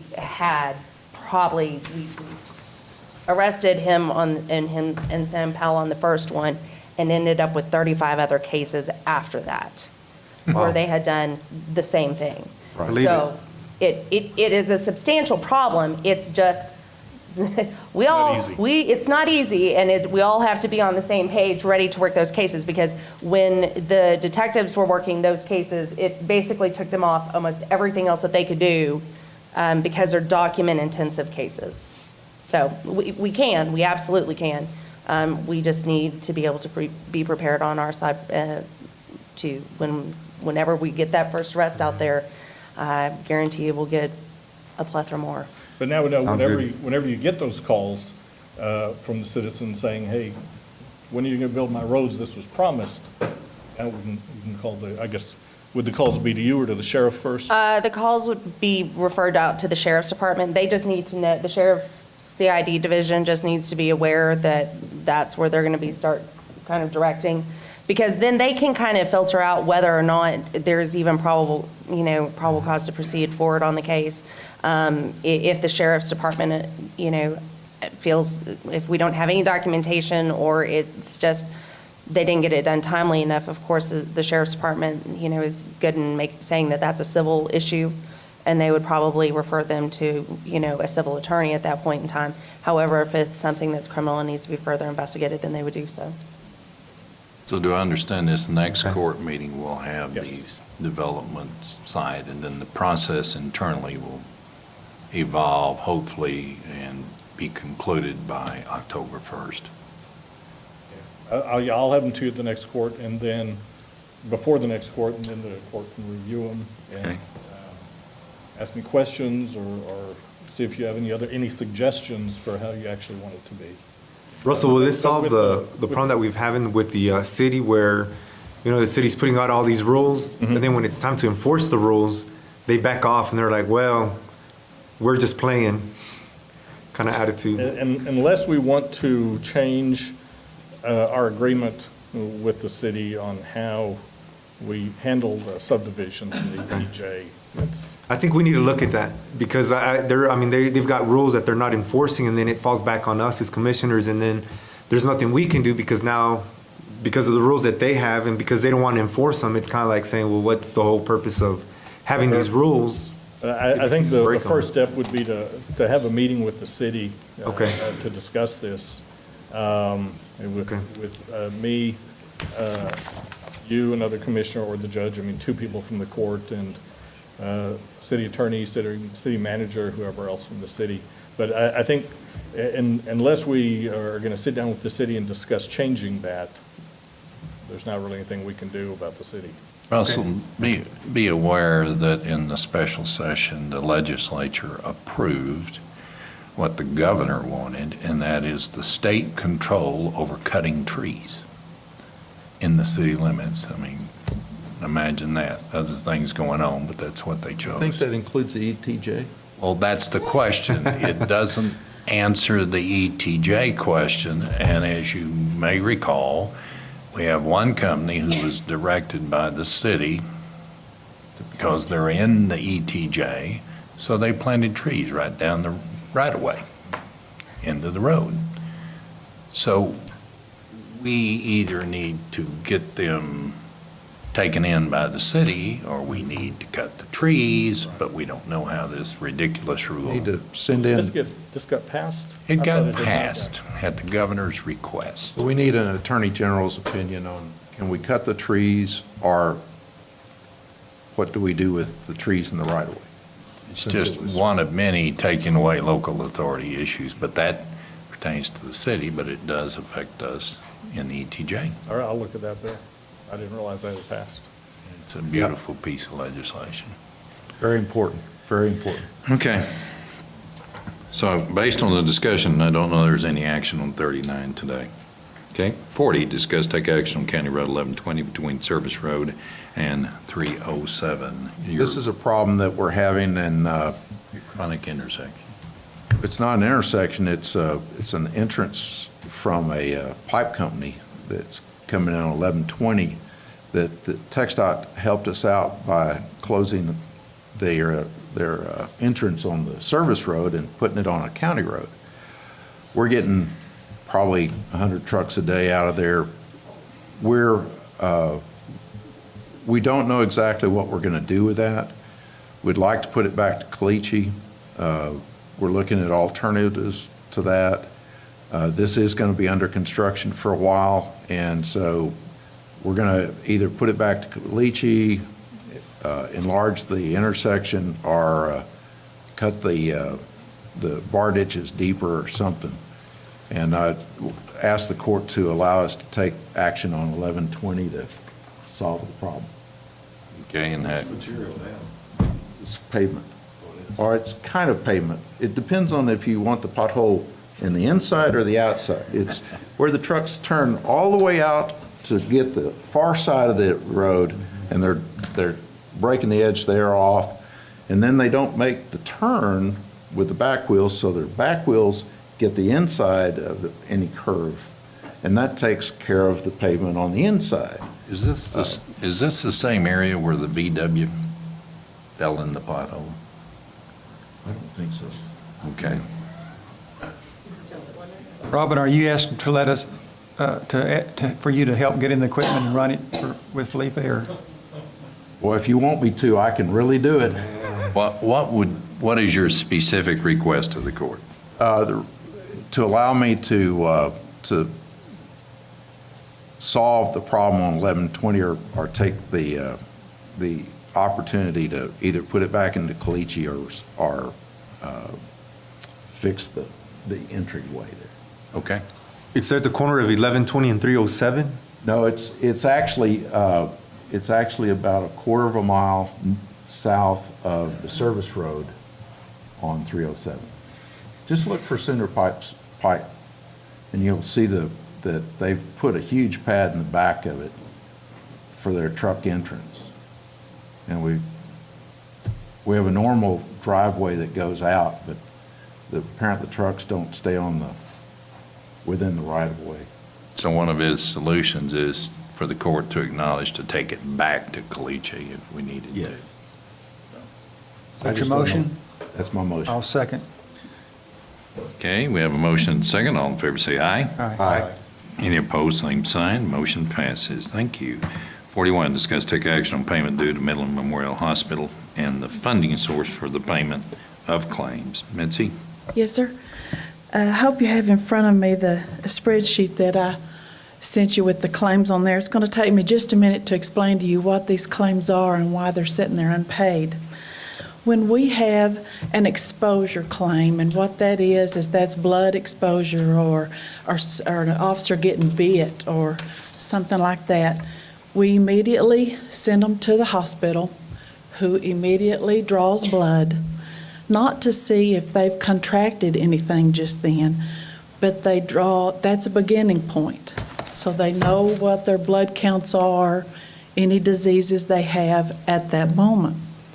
Then after a few weeks goes by, we send the officer back, and they are retested then to see if, sure enough, something did show up from their exposure.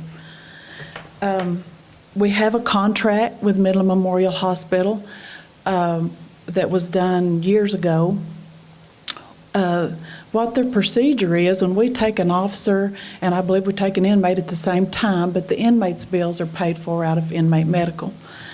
When we take the officer in, they don't admit them, they don't do a lot of paperwork. It's like name and where you work. They take them directly to the back, draw blood, and kick them loose. And they do that for $602. If in the past, they had even submitted these initial claims to workers' comp. And so workers' comp had been paying for these initial blood draws and had never griped about it. Well, the hospital has changed the way they do things, and they no longer will submit these initial exposure blood draws to workers' comp because they don't know yet if the officer is hurt or not. And so the form that it would take them to send to Memorial Hospital to say, we've got this exposure claim, they will not do. So our workers' comp company, we've been submitting these claims all along since August the 5th of 16, you can see. And they kept being unpaid and kept being unpaid, and workers' comp's trying to pay them, but they keep asking Midland Memorial for the correct form. Midland Memorial won't send it. So we rock along here till finally somebody has to call time out and say what's going on. So I've spoken at length several times to Lieutenant O'Brien, Michelle, in the jail, and she's taking care of the inmate claims, but I still have these employee claims hanging out there. The unpaid claims you see in front of you are $6,477 since last August. Since then, we've gotten 2 more exposures, an Officer McLaughlin and Officer Petters. Both have been exposed. So now the total is $7,681. To make it through the end of September 30th, we could easily have a couple of more, especially with what happened this weekend. You got 3 more now. 3 more now. Is there any reason So- our clinic can't handle these blood draws?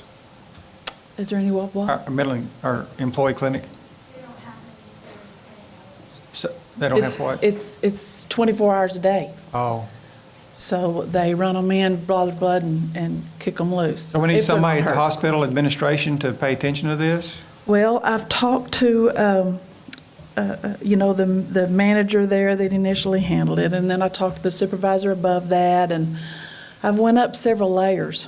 And they're not standing on their heads trying to get us to pay the claim or anything. It's just that I don't want Midland County hanging out there with $10,000 unpaid at the hospital, and at some point them turn our officers down. So like somebody, the head guy for our county needs to call the head guy for the hospital and have them fix this? Well, you can understand, I can understand their point in saying that this initial blood draw is not a workers' comp claim, because a lot of times an officer might just have blood on him, but he's not hurt in any way.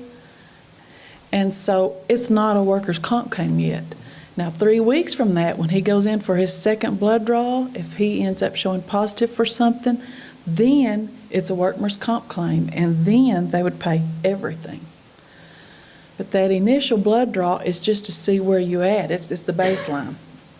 Did he have anything before he got bled on? So the hospital has changed their definition of what this really is? Yes, sir. Okay. May I Yes, ask sir. a question? Sure. Does workman's comp, would they pay it if the hospital would submit it on the proper form? You bet. Somebody in the hospital has decided to make a change. Right. Yes. Workman's comp is in agreement that it is a workman's comp claim, and it should be, because it was done during working hours. There's no question. But why is the hospital staff stepping in and making a stupid decision that would change something? They actually, one of the managers there said, okay, we'll send you the forms. Here they are. I emailed them to you. You fill them out with the correct codes and send them into workers' comp. We tried that. Immediately, Edwards Claims calls back and say, you are not qualified to fill in those codes, and we will not accept this form from you. Has to be from the hospital. Provider. So you're asking one of 2 things: either we get involved with the hospital and get this changed back to where it was, which still is their call, or you want it paid today. What's your druthers? Well, right now, I had thought maybe we had 2 more claims out there. He says we've got 3, so that's $1,806 You got one of them that added was to what doubled. you have. Yes, but we're not paying the double. Why it was So double? with $6,477 and 1, 2, 3, 4, 5 more claims, We just hadn't gone high enough up in the hospital yet. well, What's your total, man? I'm sure not opposed to you calling either. I got pretty aggravated last time I was on the Who is phone. this money paid to? Who's getting the check? We actually need to pay Midland Memorial. These claims are due Oh. at their emergency room. We don't really,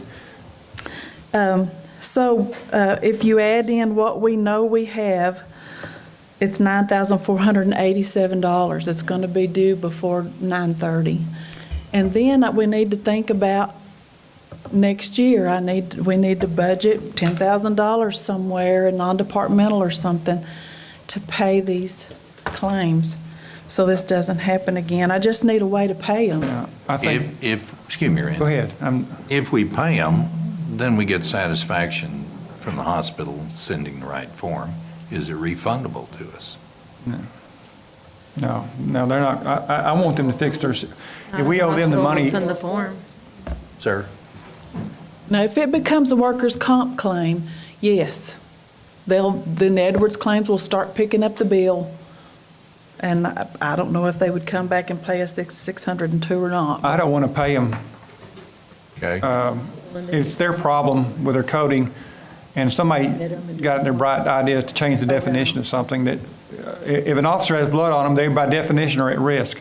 Right. And they may not be moaning, but neither are they if they, had a scrape. I mean, they're not moaning, they're just at risk. The hospital is giving us a big break, they say, with the $602. I asked, okay, what if we get out of the contract and we do this different? And we do it as a real blood draw, treat it more as a workers' comp claim. She said, well, then they're admitted, it will take hours, and we'll double the price. Okay. Commissioner $1,200 to Prude. $1,800 a whack. Commissioner Prude, do I take your statement as a motion? Well, my belief is if you're willing to, Mike, that you call Russell Myers and ask them to change this procedure back to where it was.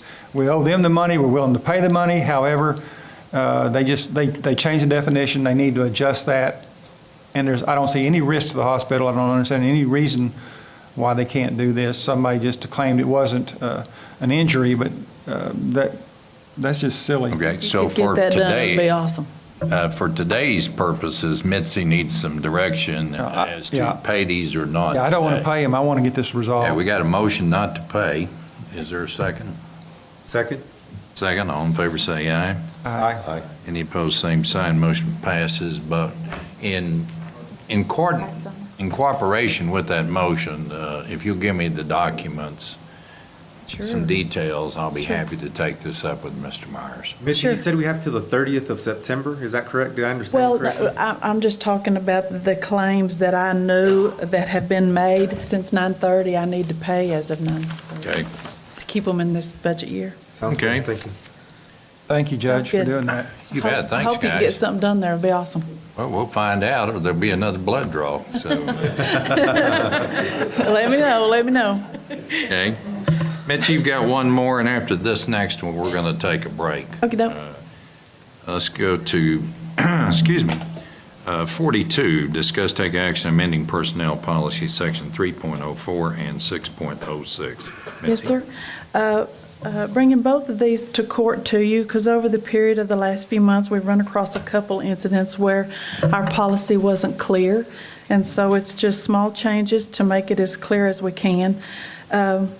In 304, our nepotism policy just says that we will not hire personnel who are related by second degree or above. We actually need, or the court would like to include that, not just those that work directly for Midland County, but somebody we might hire by contract. And that's all that is adding the sentence of our nepotism policy applying to a contract employee or somebody hired directly for the county. Okay. Russell, does that sound good to you, too? I believe there are current provisions, just merely, as I recall, tracks state law, nepotism. I don't have any problem with this.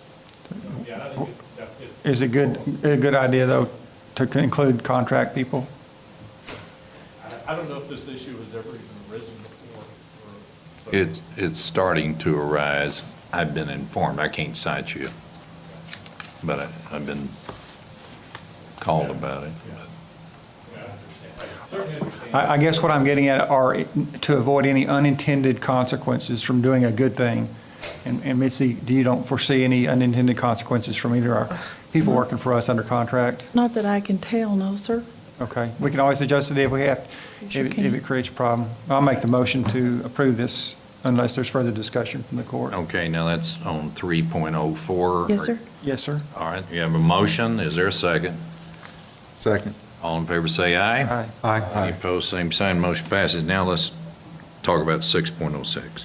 Okay, this is considering our overtime policy, and it's just for our election workers. And I'm not talking about the election workers we hire twice a year by the hour. I'm talking about those that are actually employed in the elections office that are not exempt. Currently, when they are in the past, this policy's been there for years, but it's always been understood that while those employees were working directly during an election, that instead of accruing comp time for those hours, that we would pay them. Because during an actual election, say the 2 weeks of early voting and actual election night, they work long hours. And a long time ago, Ruth Sloan asked that we pay those out instead of accruing them as comp time. And it hadn't been a problem. But now it seems as like we need to nail down exactly what you consider working on an actual election. We considered it the 2 weeks of early voting and election night. That's what my office considered it. And that's morphed into a week or two before the 2 weeks and a week or two after the election. And so I just needed it to nail it down to what you want me to pay. And of course, they aren't given any extra, I mean, they are given extra overtime money. I believe it's $2,000 or $3,000.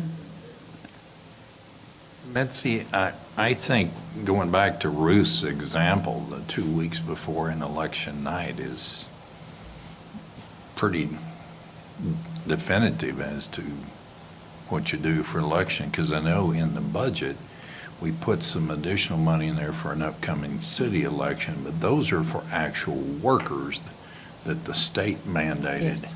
And Yes. when the state mandates something, then that's different than what we've got in our policy. Those extra election workers that work part-time that you But hire to that's, come in. And we that's- have money budgeted for them and overtime for them if they stay. that's late. just one opinion out of 5, so we probably ought to get the rest of the opinion. Just need to nail it down where there's not any question on what I can pay. All of our other overtime policies are very clear, and this one just wasn't. I'll make a motion that we approve what Mitzi's recommendations along these lines of the voters, of the elections. Okay. Second. Have a motion and a second. All in favor, say aye. Aye. Any opposed, same sign. Motion passes. Thank you. Okay, at this time, it's 11 o'clock by my watch. We're going to take a 10-minute recess. Right back.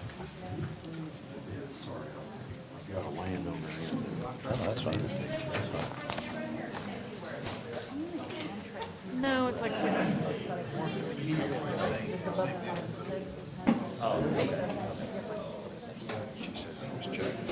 Hi, do you have a minute or two to talk about the passport? Sure. Okay. So yeah, sure.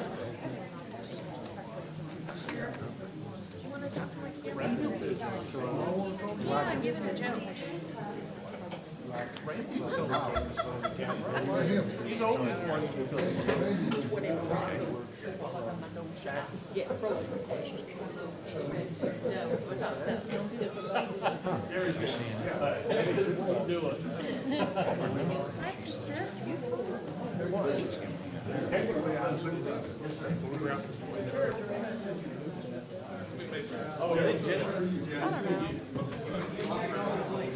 You're up. I know. Yeah, they were really surprised about the bond. Oh, okay. We're not around.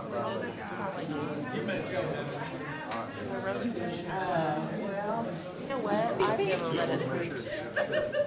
So I'm going. I understand. I know there was part of it that's what pieces and stuff. I don't know. All right, well, that explains it. She's under me anyway. Betty never signs off on everything. I sign off on everything. Right. That's crazy. So, and they said they were going to try to bring it back out today.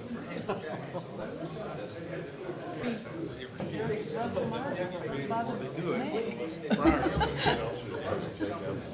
Now they Hey. Having pains just from standing up. There was some comedian, I don't remember who it was, some comedian. Yeah, we have. They keep it on the debt levy higher. I mean, it's about Let's three find times out. higher. than what it was. sense. Because we were at about 570,000, now we're. In other words, you're old, get used to it. What's happening is pain. I don't know.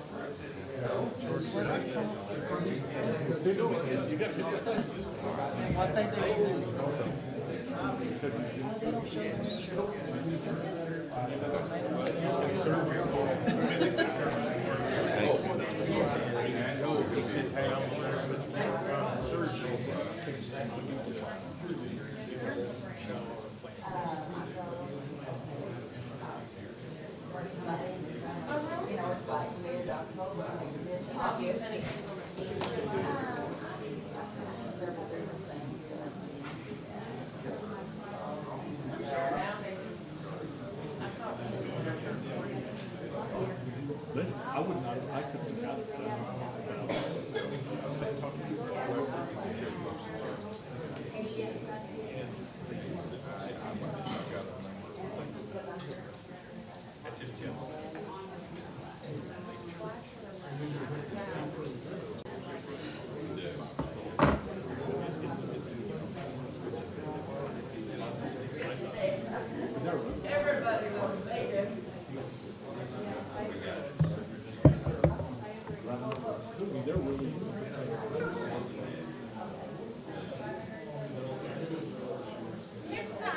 Yes.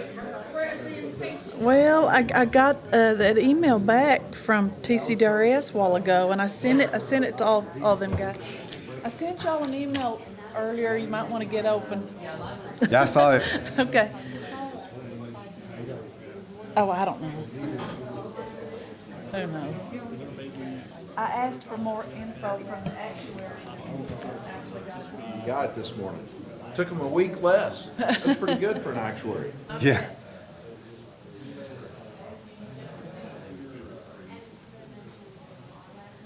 There we go.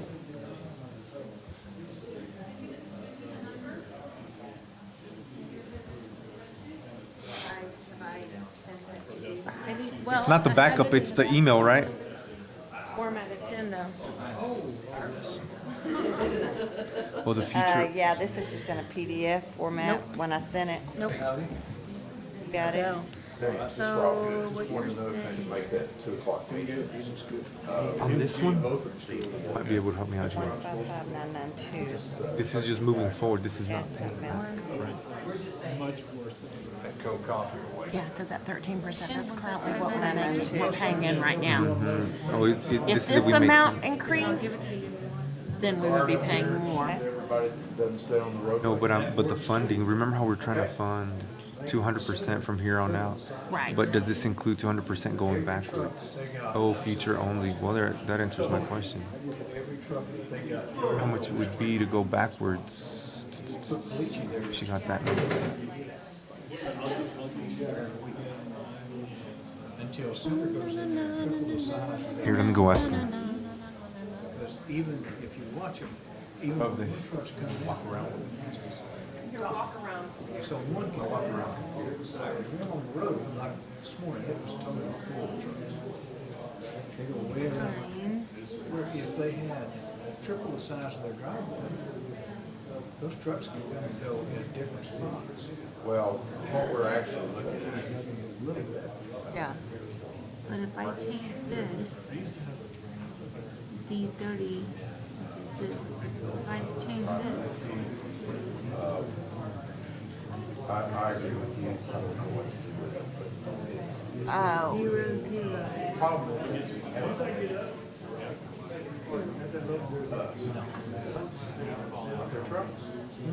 They don't really care. No, they could care less. That's a rollback rate? That was last year. Oh, the one you just did? No. No. So it's under rollback, and it would bring in Yeah. 37. Where's your They paper? got, when you pass by there and they got, Yeah, but it's, I asked him. Would bring in 36 million. And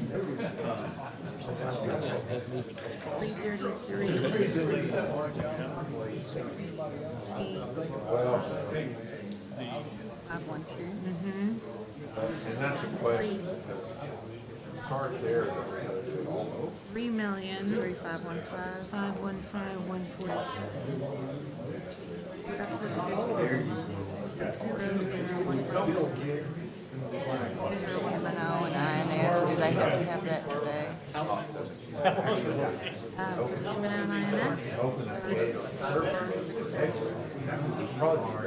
And that's what, everybody interest in the next year. And you know, I can find that.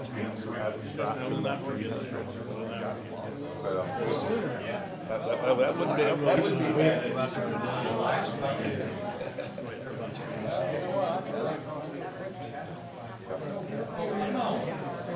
Well, and that's what. I'll give this to him, and then you have your underfunded on it. It's good to go. Are we good? I'm good, thank you. And I'm glad that we my case. They're tearing out both sides of the road. He's bled.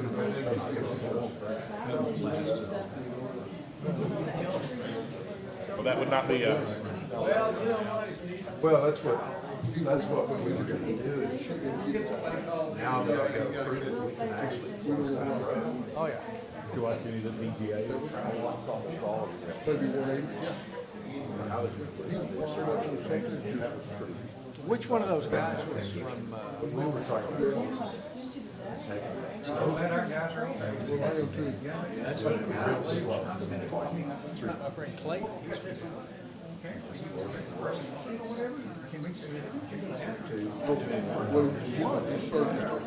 You gotta be pretty good.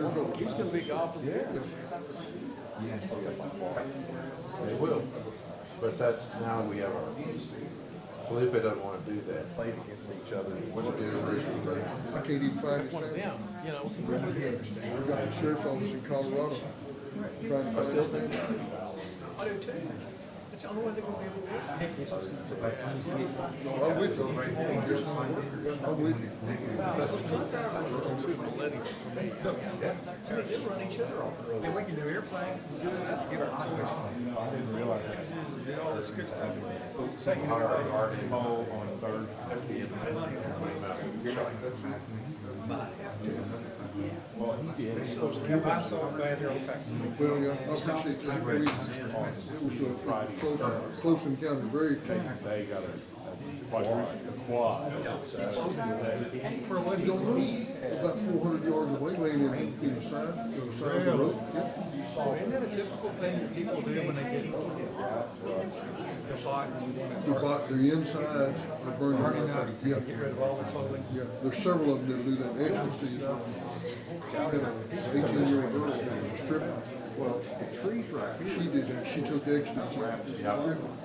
I was hoping we could For some reason, it came off at once. she wound up over at Pascal. Climbed the telephone. I went on to that for bogey. Calling the guy. She climbed the telephone pole right up on the line and looking to see who she's at. She reached up and grabbed the whole line. It might be wrong. We found where she said it started her heart again. Then you went to work with fair people on the couches. Like a vacation. And then we got an ambulance before she died. Hi, Mike Dooley, nice to see you. Midland. Tonight, later on. Post Odessa description. That's exactly right. We went over to Odessa. They found her That's terrific. Yeah, horrible. What about this recent bus that had all the traffic? DPS. I didn't know we had any, but I guess that part of it, where they can do some online, that makes sense. They came in with, they do that all across the state. Are those girls that we rescued, are on that? Sure. Yeah, they're gonna have to. A lot of times when somebody's actually pimped out for He got the talking down out of line on his number. They get them away from the load, get them cleaned up off the dope and alcohol. He did. While they're with them, they feed them dope, and their mind is all screwed up. It's terrible. You know, people that do not get involved in the system, they never see it. I wish they could, those guys that do this to this person.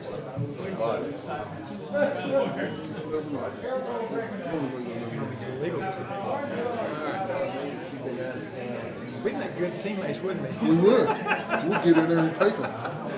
We'd hang them.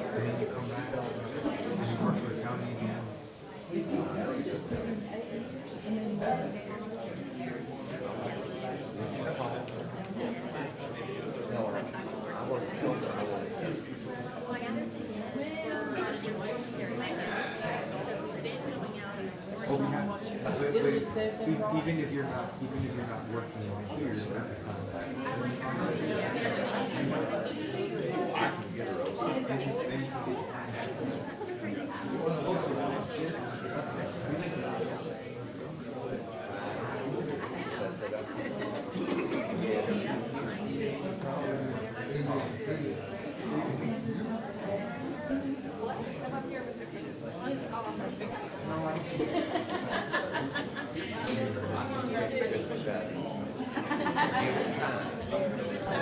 That's the key.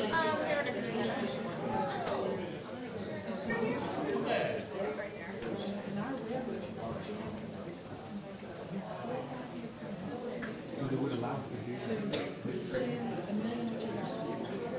we can do this number here. And you would do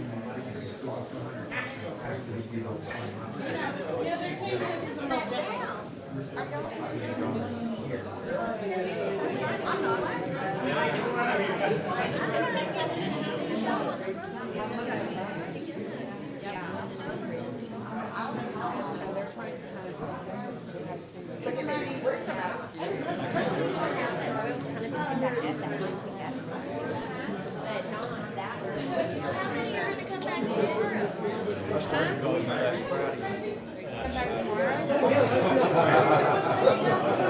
probably will be. No,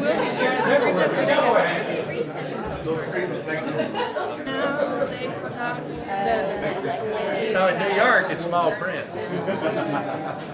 paper except the day before. I'm not going to. How could you see Salary agreements. Yeah. Wow. Live like we're on the ark. And we're all good.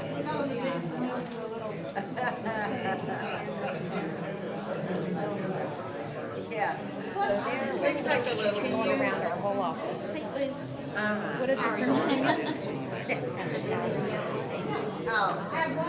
the step system that I posted? Yes.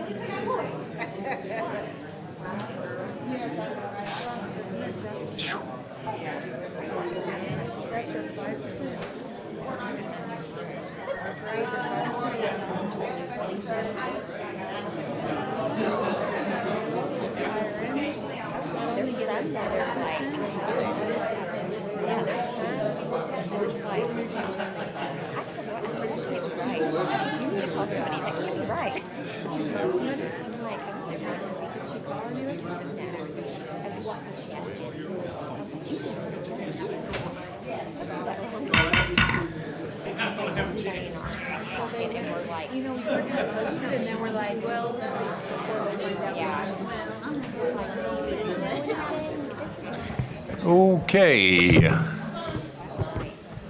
Alan, you been over to see your new building? Saw the concrete, yes, sir. Yeah, pretty shiny. Yes, sir. Man, Wait for the rest of it. okay.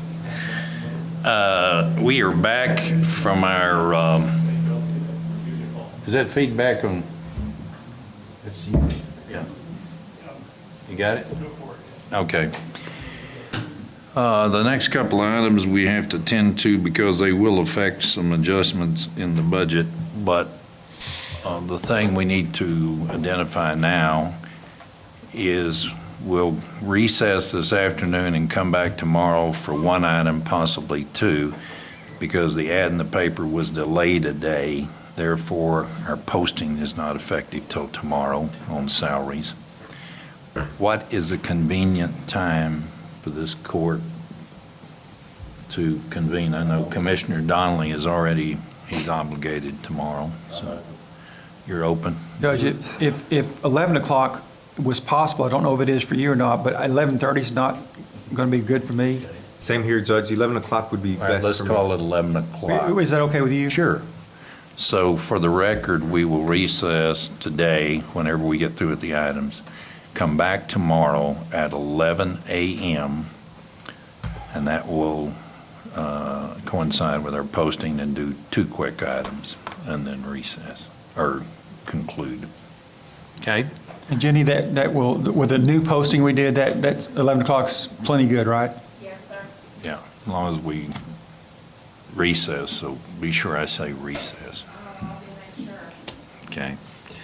So, drum roll, everybody's been waiting on this one. 43, discuss take action on the employer contribution matching rates for TCDRS for 2018. There's 2 or 3 scenarios. Involves the court, it involves the treasurer, it involves anything, any comment the auditor certainly wants to make, because it does affect our financials. And Mitzi, Yes, sir. go ahead. I wish you'd been here last court meeting. It was quite lively.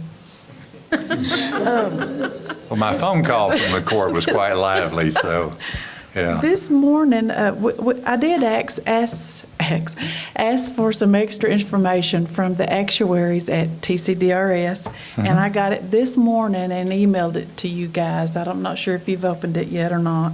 Yeah.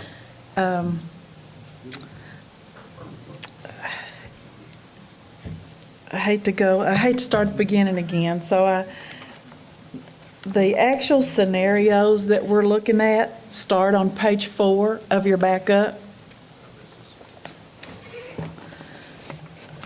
Good. The commissioners have discussed possibly changing our match from 180 to 1 to something other than that, or changing our contribution from 13% to some other contribution. I've got lots of scenarios there for you, and can get anything you require. I did the scenarios at 190%, 200%, some above that. You can do it in 5% increments, so you could do 190, 195, 200.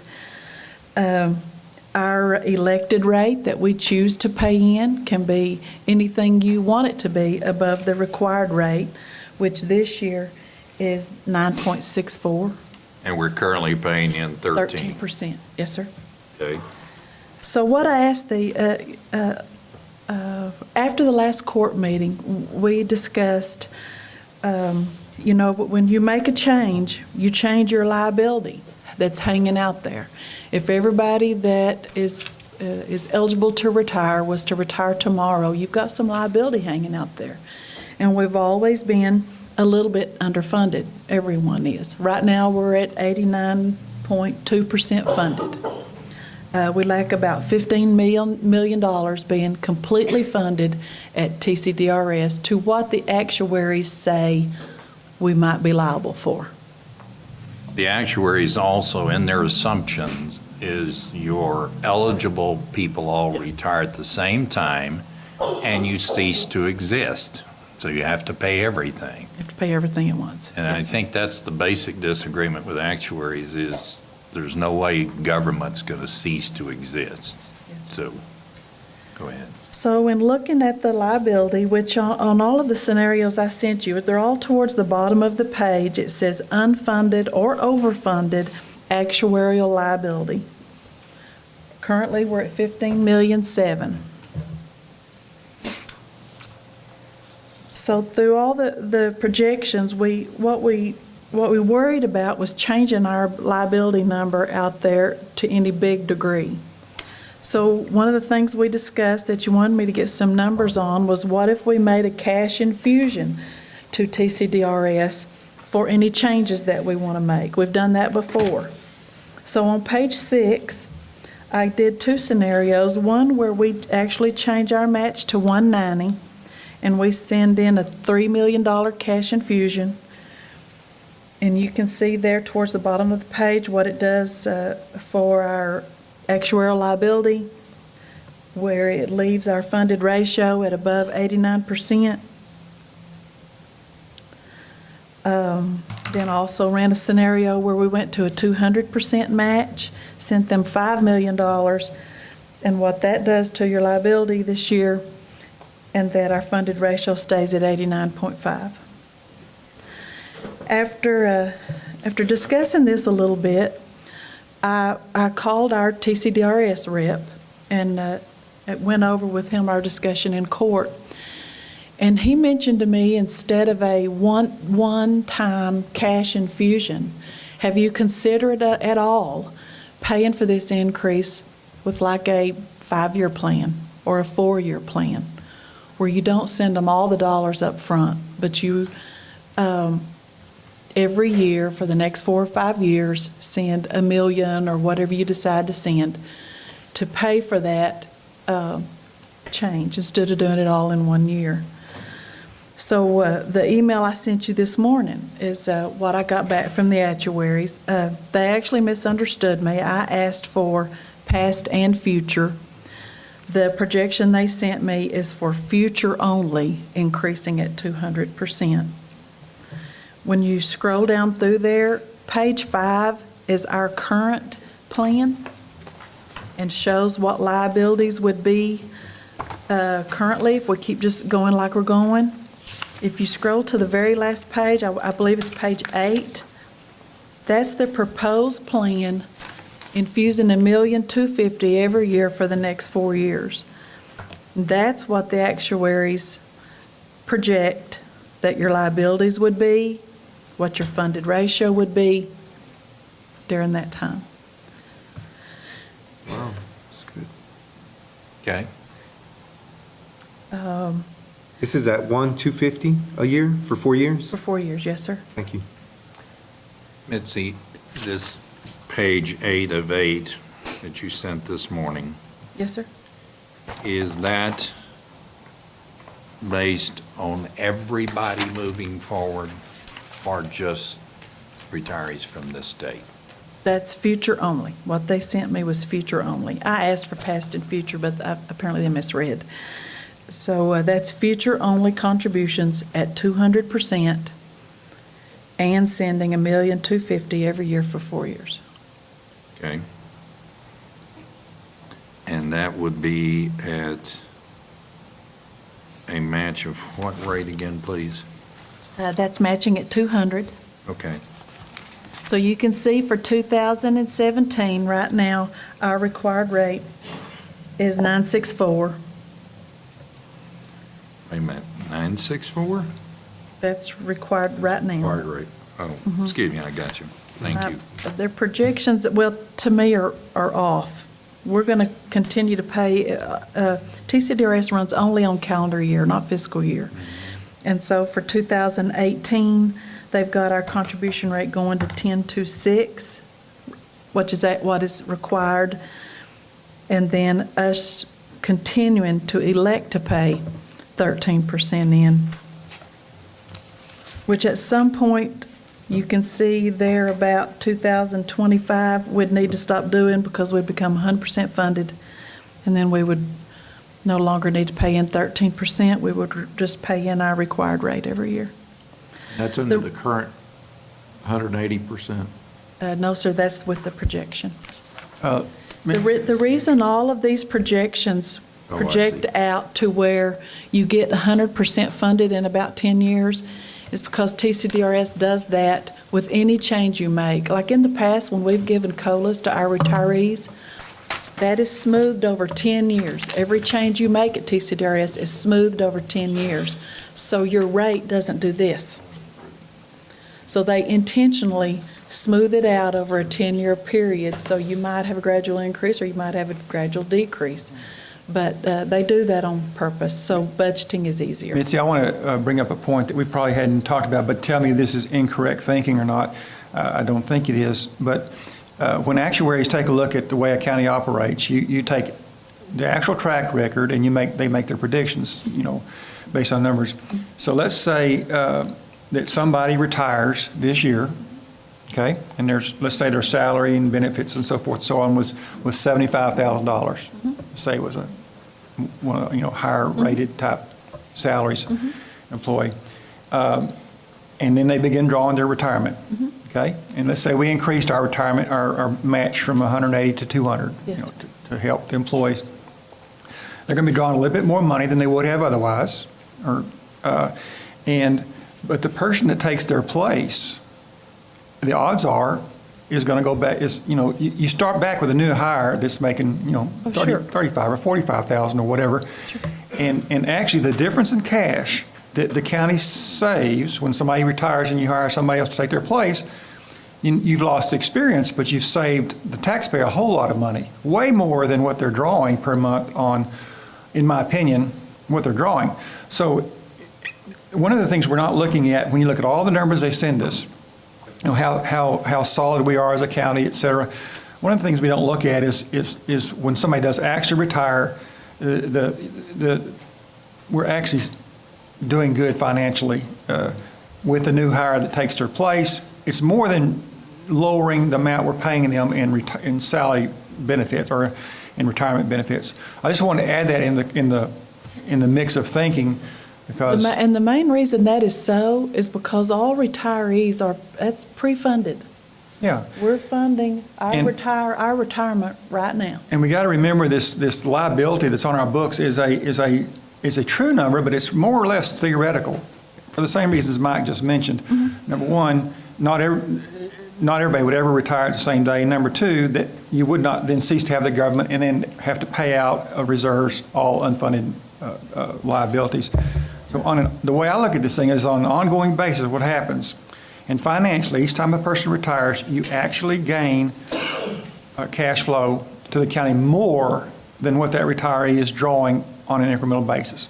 More often than not, because we don't have that many retirees that stay 30, 40 years to where they're drawing anywhere near 100% of their salary. So I'm just saying, because I was wanting us to maybe even consider going higher than the 200, but so as a matter of talking points, that's where I'm going to ask us to consider is matching rate at 200% with past and present, and I believe the good that we do for our employees is far outweighs any other consequences, and I do not believe it hurts the taxpayer. I actually think I just don't think it hurts the taxpayer. It actually it may even help. That doesn't make mathematical sense. The taxpayer is not harmed by increased retirements because of the differential in what that new employee ends up making costs less than what the retiree is making. And so just food for thought is all I'm adding to the court's mix of conversation. Well, the concern I've got is at 200%, you're adding $4 million to the liabilities of the county. Just boom. And you're reducing the funded ratio from 89% to 86%. Not if we keep the 13% every year that we pay in. Oh, that's if you increase it to 13.5%. Well, all that being said, I'm still in favor of it. Commissioner, are you talking about the one that we just do it without the cash infusion? Is that what you're referring to? Yeah, Yes. I don't care. To me, it's a moot point. I'd rather not do the cash infusion because I think we're in such good shape that even if we adopt the increase, we are still the #1 county in Texas in terms of the lowest tax rate. And so that's kind of, I'm trying not to be frivolous, but helping the employees is not a frivolous matter. It certainly is a cost consideration, and I'm not arguing with Robin at all about what he just said. Anyway, that's for food for thought. I would love to see us go to the 200 past and present, and Betsy, can you, because you're right, they misunderstood you. Randy's asking a question that we don't have an answer to from them. Can you ask them to run this scenario, past and present, Certainly. with 1.250 every year Is contribution? that what you want to look at, a 4-year? Well, yeah, then you got apples and apples, but if Okay. you can do that, we'll continue our discussion, but we would need it back here very quickly. Okay. I'll certainly ask for it, certainly. So you need to text them or call them. We've still got time. You actually don't have to make your pick as to your match or your contribution rate until first part of December. But we always do it at this time of year because of the budget. We're figuring out what we're going to Yeah, budget. we actually have to, you are correct in terms of when it kicks in. But why we have to do it during the budget time is because it's money we have to put in the budget or adjust in the budget. So, yes, we can talk about it today and not really adopt it till Right. next court meeting. However, Commissioner Donnelly won't be here and perhaps one other member, so we need to talk about it and get some intent while everybody's here. If I can take a moment to answer some questions each of you have asked, and the answers are as follows. Could we make a $5 million contribution? Yes, we could. It changes our reserves $5 million worth. But if the court votes to do that, you could do that. Can we do present to future and not past? Yes, we can, as Mitzi said, but you have to realize you have created two classes of employees when you do that. So do you bring everybody forward in concert or you do part? Commissioner Prude makes a good point. The actuary numbers are exactly that. What if government goes away tomorrow and everybody retires? You can answer that one of two ways. One, government isn't going to go away. Secondarily, in any of these scenarios, Midland County can increase their contribution and get it funded out over time if we choose to do that. Where that fictitious annuity requirement statement comes into play is if we're going to be borrowing money, it does come into play. They look at that. It is one of the bigger factors they look at. I don't have anything proposed in the budget, and I don't anticipate Midland County borrowing money. We've managed to stay away from that purposely, and I think we will continue. So it becomes a financial practice that we engage in or we don't engage in over time. I'm saying this without knowing what that 1.250 does, bringing everybody forward. The thing I do want to stay away from, I don't think it's a good practice. Some of our fellow adjoining counties have done this. They made large lump sum payments just before their budget year started and said, hey, we're paid up. It doesn't work that way. You make that large payment, it's only good for that year. That annuity figure is revised the following year. It does not go away. So if you paid $5 million in, it's not going to be $5 million better next year. It's only for this year because it is all done on workforce age and hypotheticals of how many people retire. Now that we've thoroughly confused the whole issue, I'd love to hear from my colleagues as to kind of where we are or what we're thinking on this.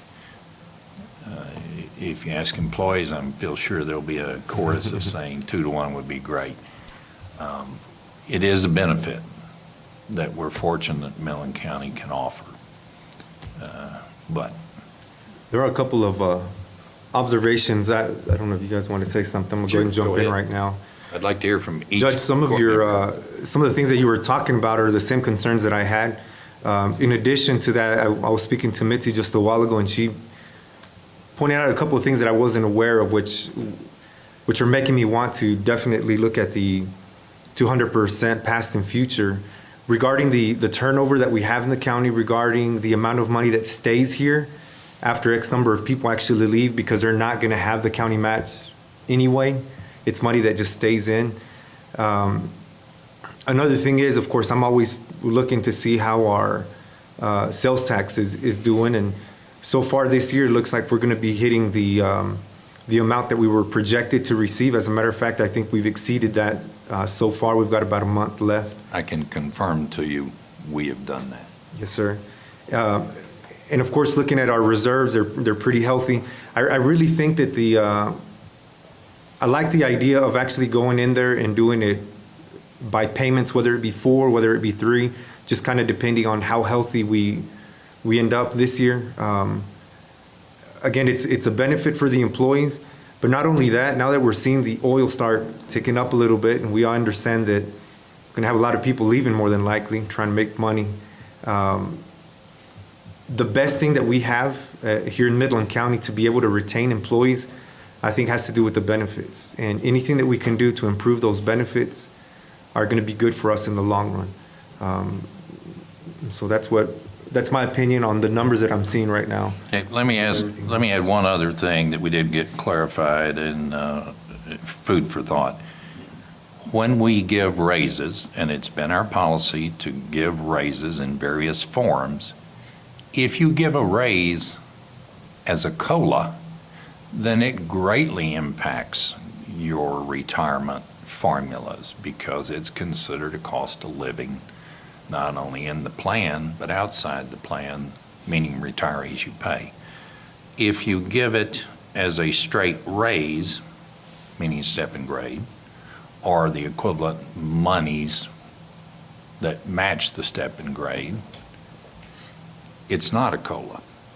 Therefore, it has little impact on your long-term financial viability. That is, as they explained it to me last week again, but Mitzi, if I got that wrong, please jump in here.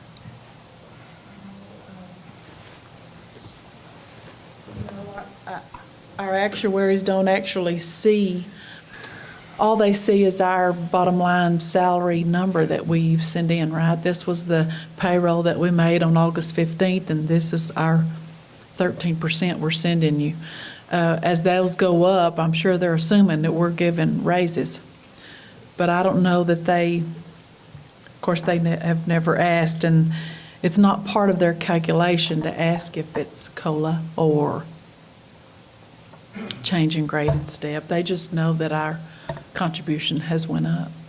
When you give a COLA and it doesn't exactly fit the step and grade, then you have to make an adjustment later. That is reflected as a raise. While it may be just an adjustment to a couple of accounts, it will show as a raise. Robin? Well, I'm pretty, my concern is you're chasing your tail if you try to pay down on it, because I think your actuary is going to get caught later. And your liabilities are always going to go up a little bit. Right now, this is $5,979,000, and it goes up from there. If you go up to 195% and 13.5% contribution, you go up to $6,200,000 per year on an operating cost. To me, that's a problem, regardless of your pay, because your operating cost is increasing. If we're going to go to the 195, 200, your operating cost is going to go up. By the way, oil is down to 48.18. It seems like there's a $50 deal. The other thing is the assets in the county, which oil and gas is about 22%, 24%. We're producing those at a higher rate today than we have ever done before. That means that those assets are going away. I'm concerned that we don't get too far out as far as trying to pay down something that's a moving target. you know, I can see bumping a little bit, but raising the liability, raising your operating costs, you know, it's kind of a problem to me to go too far out on this thing. So that's my theory. Okay, I'm going to try to express this the best I can because being new, I'm afraid of the laws of unintended consequences if we jump out there too far. And I do like the thought that in theory of going to 200%, but I think jumping it that fast is concerning to me. One of them is in here, it shows the highest projected required rate at 12.88%, which is, that's 0.12% away from what we have to pay right now. Well, what happens if something occurs? And suddenly we're going to be up above that. There's a way that it could jump above that. I mean, I know it's projected, but I like to take things in measured steps. You know, I don't mind going to the 190 and then taking another look at it next year, just to make sure that what we do doesn't cause us any problems. And if it doesn't, we can take a look at it again the following year, maybe go to 195, maybe step this up a little bit. But jumping, you know, that much in one time period is really concerning to me. Commissioner, when you say going to 190 or 195, are you talking about future only, or talking No, about? I'm talking about future and the whole thing. Taking everybody Yes, forward? yes. Okay. Okay. Madam Auditor. Yes, sir. Give me, were you through, guys? Yes. Okay. Just wanted to bring in a couple of points. As Commissioner Donnelly did state, it is a $4.7 million actuarial increase. Of course, as an employee, I would love to have this, but as your financial person, I just want to make you aware of the implications in doing so. I'm not saying it's a bad or a good idea. I'm just trying to make sure that you're aware of everything in mind. $4.7 million is the actual increase. While I understand that that is just a actuarial number that is subject to change based on our employees, number of employees that retire, based on life expectancy and all those things that they take into consideration. They do come in here and they ask for a lot of information from Mitzi, a lot of information from myself in regards to employees, age of the employees, age of the retirees, and take all of that into consideration. And that is a moving target, as a judge had stated already. That is subject to change, and this year they'll come back and do another actuarial report and take a look at all of that. So yes, that is correct. Contributing into the plan doesn't mean that that's what it's going to lose or gain in regards to what our actuarial liability is. Now, to assume that the county is going to close its doors at any point in time is not correct, but what they do is they try to get a number as of a certain date, not expecting the county to close its doors, but they're just trying to figure out, as of a certain date, what's the present value of all those future benefits that we are to give to our employees, and that's part of their job to do. So, as Commissioner stated, it is a $4.7 million increase in that actuarial liability. The other thing that was mentioned is in regards to sales tax. So, we projected $28 million in sales tax for us to receive in the current year. I've added the numbers that we have received for this current month. We are at $27,425,000, not quite yet at that $28 million amount. But I will say this, and although we projected $28 million in the current year, we received $30.8 million last year. But the 2015 year, which is the year before that, we had received $41 million. That's a decrease of $10 million in our resources, in our sales tax resources from one year to the next, because it is volatile. So in considering, I just want to make sure that you have all the information in front of you. Okay. Mitzi, are you asking them right now? Why don't you go ahead and ask them and let us get through these other long-winded issues, and we'll come back to this today when you have that number. What I got for you, the email you got today, the actuaries have had that request since the last court meeting, so it takes them a little bit to get that together. Now that they've already got all of our stuff in the system, maybe it won't take 2 weeks again. But I'll ask. Doesn't hurt. You can ask. We're going to come back to it today anyway, because Okay. we need 5 votes on this, one way or another. If everybody's agreed to that, we'll just take a pause on this subject and get the other ones done. Yeah. You okay with it?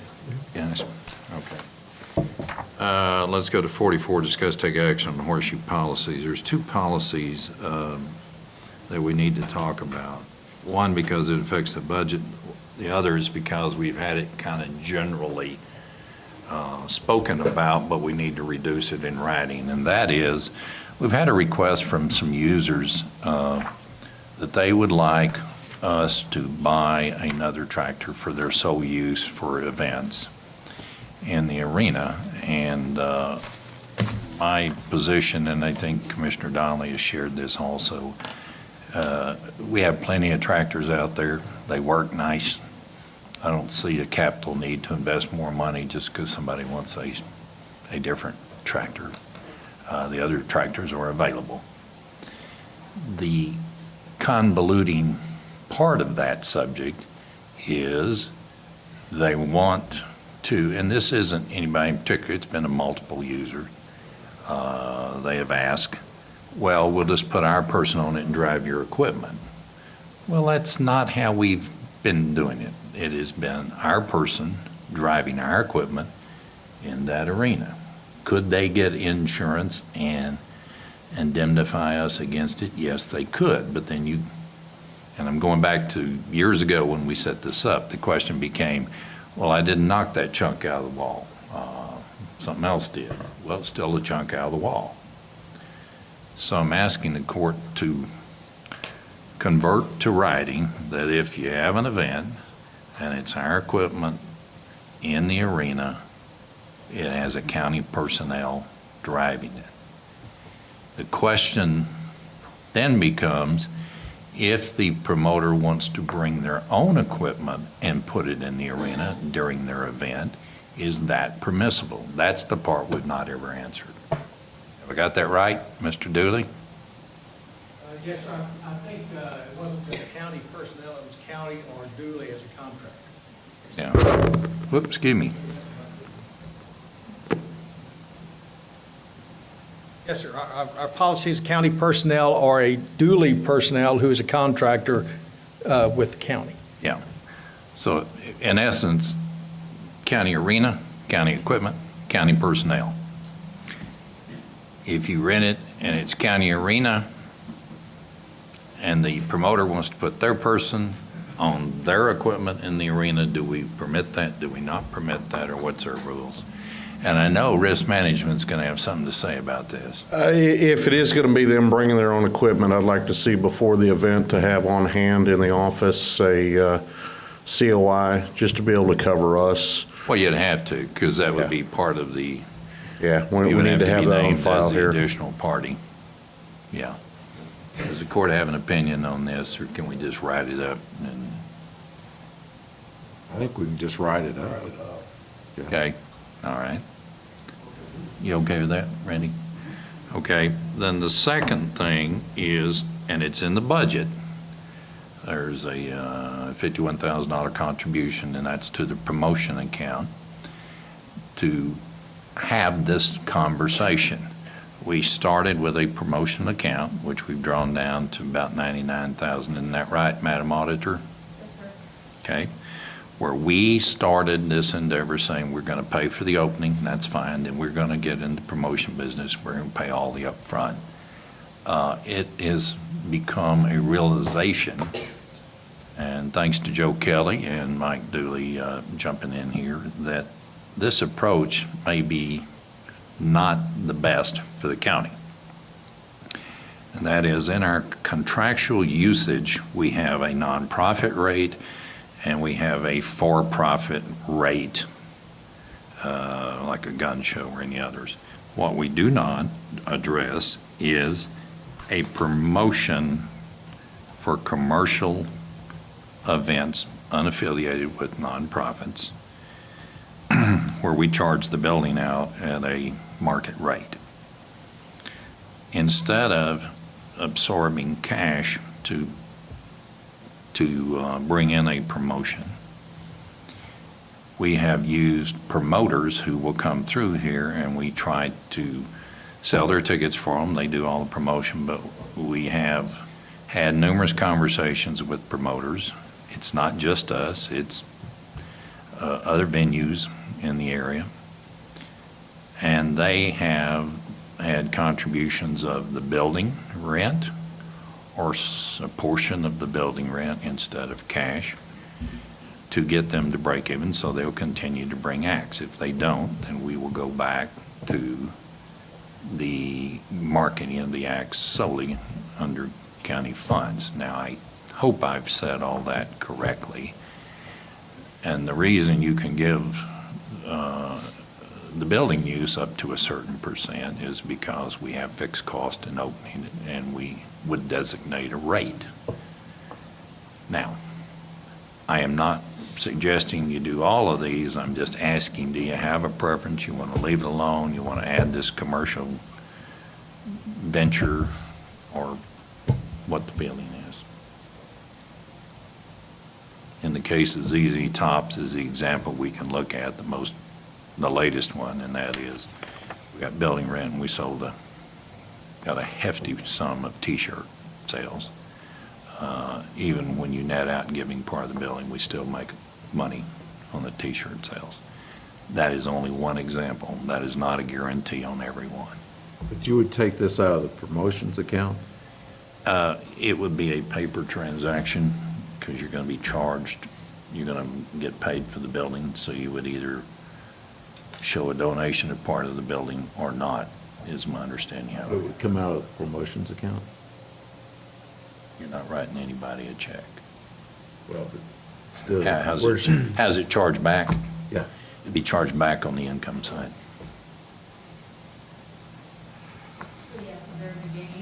Take it out. If there's a gain, it goes back into the promotions account. Yeah. If there's loss, the promotions account is Yeah. what would be hit by it.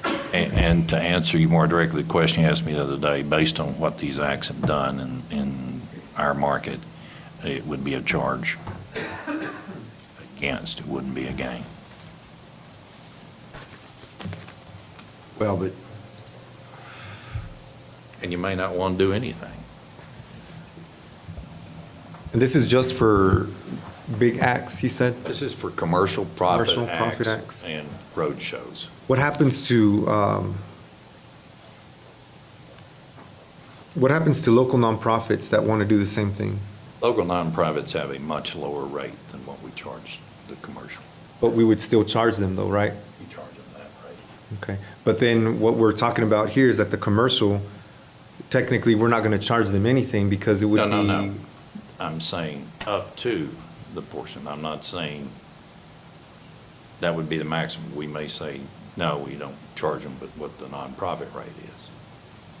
It could be anything among there. Okay. I just need some kind of direction so we can either move the money into the budget, leave it out of the budget, or not do anything, which means the money would come out of the budget and we would stay just like we are. It doesn't have to be decided today. This is another one. I want you to think about it and what the implications are. And we can address it when we adopt the budget. But that's how the budget's set up right now to trigger this conversation and whatever the court wants to do.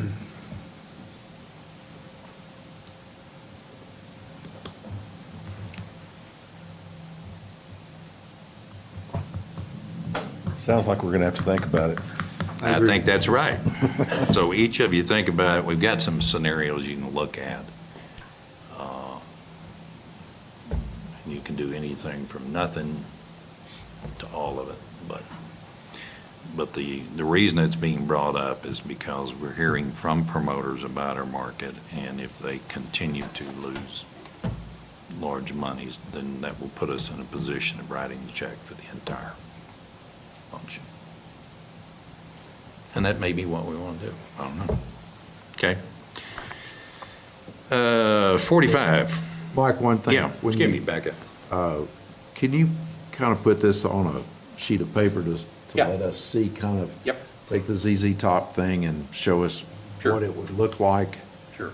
And what accounts would be affected? Because I think right now, there's a lot of discussion about if the promoter, and we want to have a continual group of promoters bringing things in to keep this thing lively and broad as far as the programming.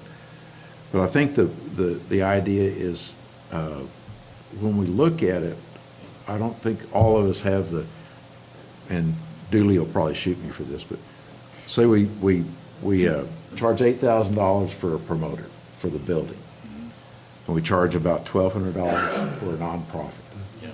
Then the concessions that the promoter is able to draw on is what we actually get, and that's divided up with. And so if that's the parameters that we're looking at, because I think the nonprofits, Dooley normally contributes back a percentage of his concessions that are made. So they're actually getting money from the concessions, where on a promoter type deal, that's shared between us, the county, and Dooley management. So we've got some moving targets here that we really need to look at on paper. Why don't we do 4 scenarios? And we'll do a historical and a what-if, and varying degrees of contributions. Would that be all right, Mike? Can you? Yes, we'll Okay. put something together under the judge's direction and get it to you. Yeah, we just don't want to disadvantage anybody, but the reality of what these promoters are now telling us about West Texas. So, okay. No action on 44. 45, take action acknowledging personnel memorandum. Mitzi?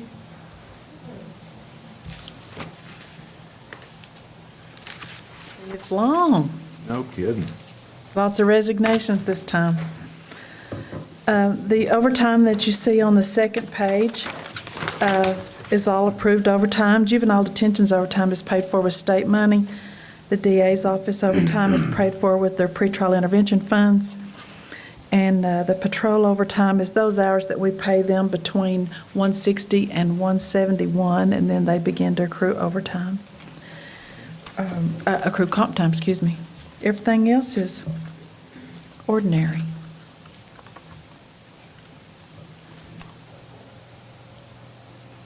Motion to acknowledge personnel memorandum. Second. Okay, we have a motion and a second. All in favor say aye. Aye. Any opposed, same sign. Motion passes. 46, discuss take action on budget line item transfers. Madam Auditor. Yes, sir, I do have some to bring to your attention. On page 22 of 56, line item transfer number 7847, and it is moving up money out of non-departmental building and court support into the CS&CD equipment and furnishings for furniture for the new CS&CD equipment and furniture. Okay. Other than that, my exceptions that I have is only because it's moving money from one department to another. Page 35 of 56, line item transfer number 7983. It is moving money out of facilities into the Horseshoe and funds to cover stage equipment for Horseshoe, it indicates. On page 41 of 56, line item transfer number 8020. Moving money from facilities to the Horseshoe, 2,500. Funds to cover golf cart rental for county fair. And on page 50 of 56, line item transfer number 8039. Money from IT to facilities, $1,000 to purchase locks, it indicates. That's all I have for you, unless you have any questions. Okay.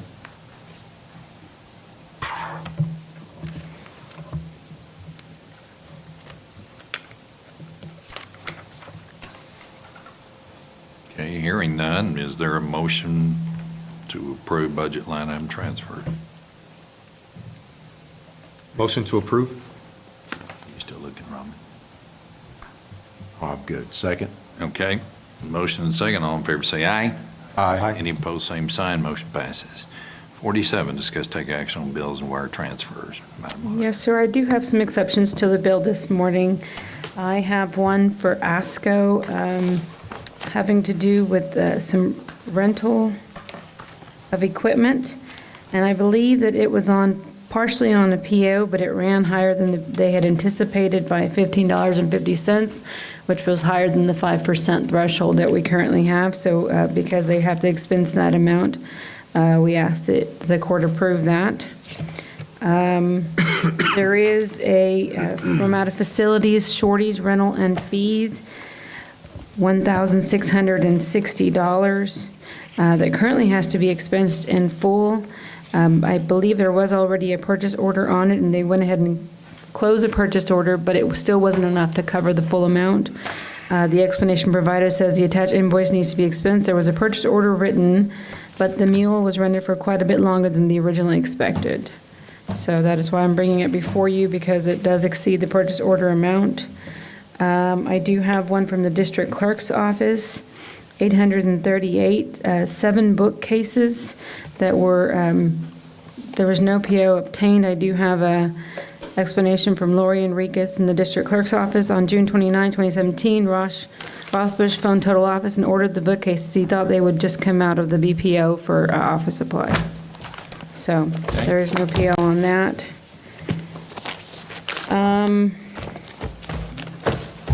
I do have one for Vector Fleet, and it has to do with the reprogramming of some keys that were initially coming out of SO detention, but because it is for a new vehicle, we're needing to expense it out of capital outlay out of the purchasing department, and therefore the explanation provided from purchasing department, because that's where we're coding it out of, it says they were not aware of this transaction taking place until after it had already happened. So those are my exceptions this morning. Okay. Questions, discussions? Motion to pay all. Okay. Thank you. Second. Motion and a second. All in favor say aye. Aye. Any opposed, same sign. Motion passes. Thank you. All right, drum roll. 48, proposed 2017 property tax rate. In light of what is going on, and last night the special session adjourned, they will take up the revenue cap bill and appraisal cap bill today, this afternoon. We're going to get something, it looks like. And we have an extremely low rate to begin with. I feel fairly confident we'll still be the low rate, if that's of note. But looking at Karen's calculations, and Purdue Collins have verified them, I am proposing that we stay at the same rate we're at. That is below the rollback. It is above the effective. And the reasoning behind this is exactly the lack of attention at the legislature and these enormous fluctuations we get in our economy. So if we get a much lower rollback, and if we get some of the punitive things they're discussing with the property tax rate, then we won't be able to do anything. Because it's currently 8%, it's going to some lower number. There is a proposal in the Senate to go to 4%. Well, still getting feedback? Okay. Okay. You can do your own pencil and paperwork, but .001559992, try 4% of that. Doesn't get you anywhere. So that is why I think it is unfortunate, but it is the effect of putting revenue caps, because you can't keep paying for stuff if they won't let you get the revenue. But they keep sending you stuff. So you can't exist with your expense side going up and your revenue side stagnant. So, once again, I suggest that we stay at the current rate. That is between effective and rollback.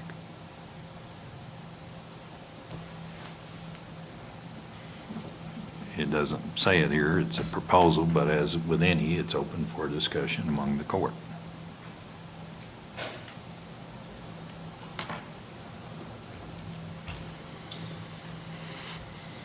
Does it raise more money? Yes. Calculations are $3.5 million more.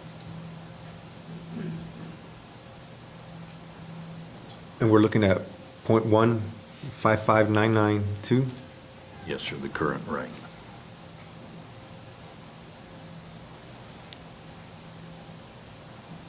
It's 15.5992 cents.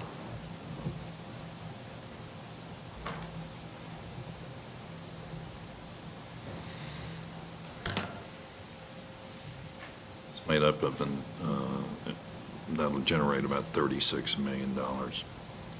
According to Karen's number, M&O 34,697.95. It looks like 959 or 954. Karen and the auditor just did these, so I'm reading somebody's handwriting. And the INS is 1.657869 under that rate. Okay. We've all talked about the fallacy of revenue caps. When you do that, then you force counties and cities into this ever-increasing need for money. For clarity's sake, if we keep it at the effective tax rate, then there are no public hearings. If we keep it at the current rate, which is above the effective but below the rollback, then we have to have public hearings. Is that a correct statement? That is correct, Commissioner. That is correct. We'll have two public hearings. For those following this, the effective rate this year is 14.1823. That means you're going to knock off a penny and a half. You can't get a penny and a half back, should you need it. There is a provision in the hearings that has been pretty constant, and that is if you have a budget 25 million and under, you will be exempt from whatever the new law is going to be. And the problematic is we know they're trying to do a variety of things. We don't know if it's actually going to get done, but our job is to protect the integrity of our budget. So.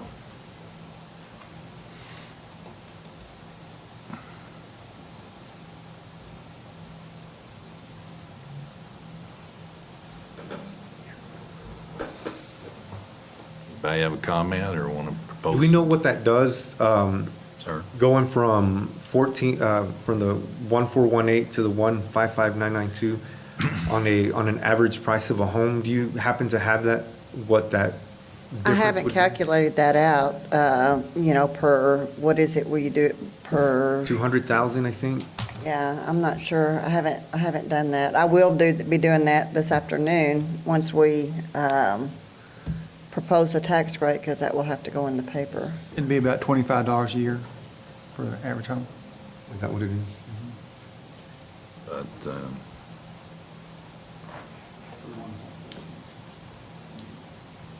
comments, other proposals? Anybody got anything? If not, that's what I'm proposing, is to leave it alone right where it is. Scott, this is your first rodeo. You got any questions? No. It's, again, as I said earlier, the law of unintended consequences. Well, the Austin did it to us. Right. Yep. Don't tie your hands and then, beat you with a stick. The good news is, at least as of last night, Austin's indications are they're not going to put it into effect September 1st. We'll get a year to look at it. There is a discussion, might as well tell you this, I don't know where it is, but there is a discussion from the floor that they also limit your road money, that one proposal, which got beat yesterday but may come back as an amendment, is that we can spend no more, we cannot spend $1 more on roads than what we spent last year. So essentially, you'll never fix a road. Why? What's the logic? We spend too much money. The roads is a large deal that doesn't affect the court system or the jail system. This That's what is, everybody complains about. yeah, but this is the Trojan horse of revenue caps. It's why it didn't work in California, why it's not working in the city of Houston, and I forgot the other state that adopted it, now trying to get out of it because they're going bankrupt. The sheriff came in, and if it passes, and he comes in and says, I've had 4 cars blow up, we need 4 new cars, we may not be able to buy. That's a very out there example, but I know the sheriff's been there also fighting this issue. Okay, is there anybody going to propose anything different? If not, that's the proposal I've got. Sounds like that's the proposal. Okay. 49 is the item we have to wait till tomorrow at 11. So let's go to 50. Take action on submitted applications to permit and use county right-of-way, utility line installation, driveway construction, mailbox construction. Precinct 1. 0. Precinct 2. 6. Precinct 3. 3.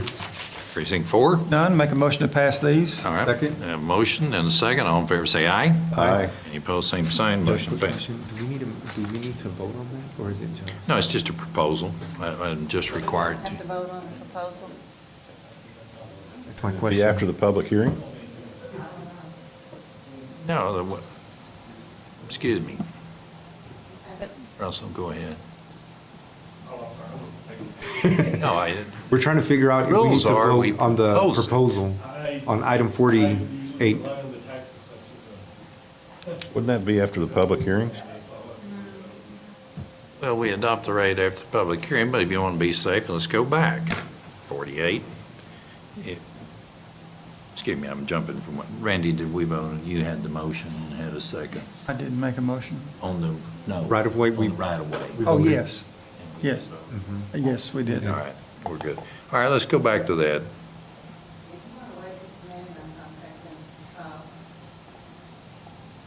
Okay. The delights of trying to do a budget during special session. It just says propose. What it says, and that's what the statute says, is propose. Righty. All right, Because so you're we don't not have to vote then, adopting. if we don't, You're not adopting until after the public hearings. right? This Oh, agenda, because we got to read that. this agenda is proposed tax rate at Commissioner's Court by official action.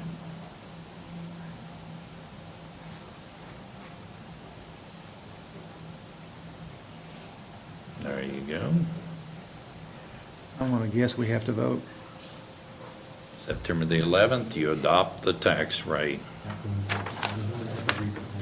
Russell, this is your, Where would that leave us? Ain't nobody stated, right?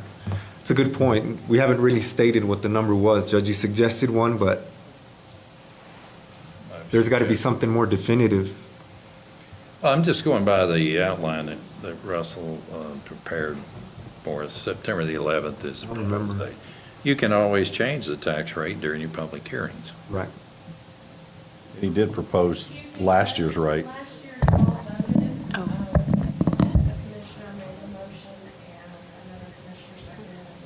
It doesn't hurt. Okay, Yes, please vote. thank you. So that's my proposal. We're back on 48 to leave the tax rate as it sits. I would make that motion. Is there a second? Second. Motion and a second. All in favor say aye. Aye. Any opposed? Same sign. Would Here you we- like a number in that? Yeah, I'm about to motion? give it to you. Okay. And leave it as it is means the current rate of 15,592. There you go. And I believe, do you have to state the additional I'm levy? about to do that. Yes, sir, thank you. Okay. That is comprised of the following: M&O of $34,697.954, and the INS rate of $1,657,869.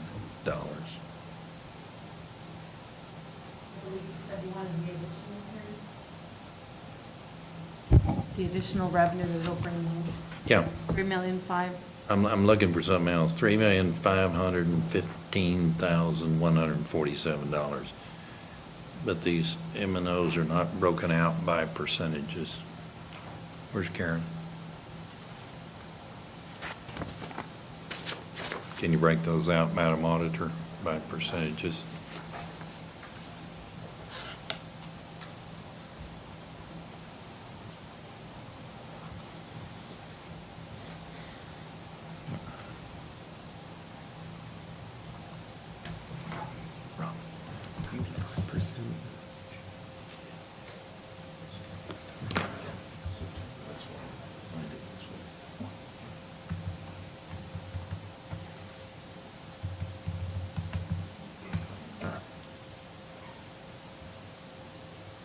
Anybody awake? It's 95 and 5.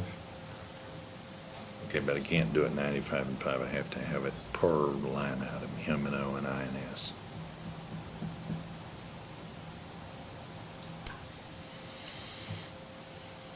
Mitzi, did you hear back from TCDRS?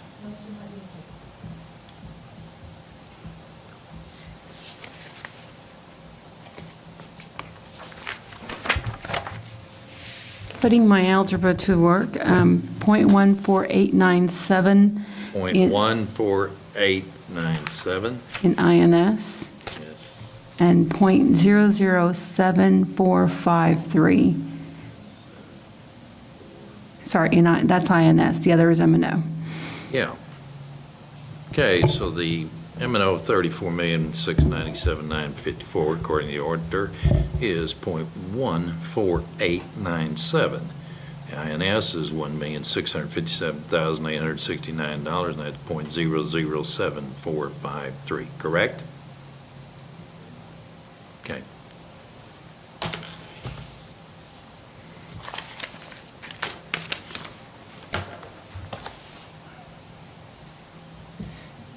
If you'll do those quick numbers so we can recite for the record, that would leave the balance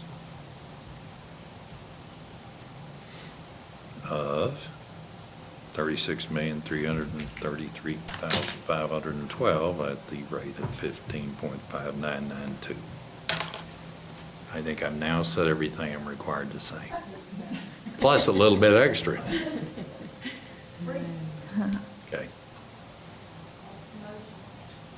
We have a motion, we have a second. All in favor say aye. We've said this once before, but now we've got the details. So the ayes are aye. Aye. The opposition is none. There we go. If you've got another correction, I'm willing to listen, so. Well, I think it's just the hearings that matter now. Yeah, so we will have indeed 2 public hearings. They will be advertised and properly agendized. We've got a couple of executive session items. We'll go ahead and do them today since Commissioner Donnelly is here. Russell, do you need litigation? Okay, I've got 52 conducted executive session pursuant to Texas Government Code Section 501.074 to discuss personnel matters. And then I'm going to call 54 conduct executive session pursuant to Texas Government Code Section 501.076 to discuss security devices. I've got a question for you, but I'll call that anyway. Okay, so if you'll excuse us, it is 12:22 by my watch. It shouldn't take. Master control was muted. So we're still in open session, and we're calling conduct executive session pursuant to Texas Government Code Section 501.071 to consult with county attorney regarding pending prospective litigation and other matters. Thank you, and we'll take it up first. We're out of executive session on the 14th of August, 2017. We're back in open session. We have two things to bring back up. 43, discuss action on the employer contribution matching rate for TCDRS 2018. Have you heard anything from the Treasury? No answer yet. All right, so I'm going to suggest we postpone that till tomorrow.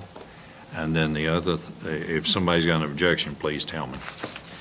And then the other thing, I need to recall 48 proposed 2017 property tax rate because we had a rounding error. Yes, sir. I gave you the correct rate for the M&O of 1.14897, but because of rounding, the INS rate is 0.007022.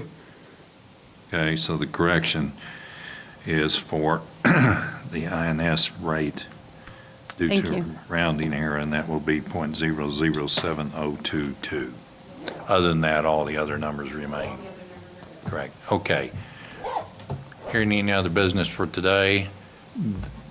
There is none. Therefore, the court will stand in recess till tomorrow at 11 a.m. in this location. It is 1:07 by my watch.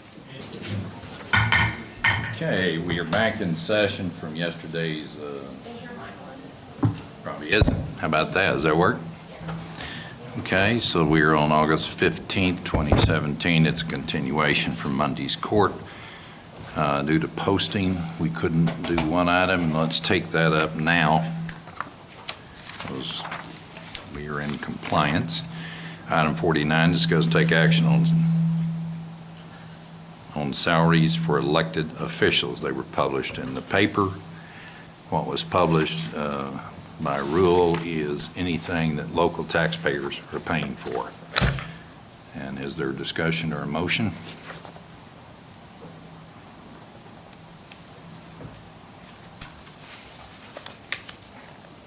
Do you want to get paid? Mike, I haven't seen that posting. Do we have a, But the process is you post the salaries at 6% for electeds. That's what that reflects.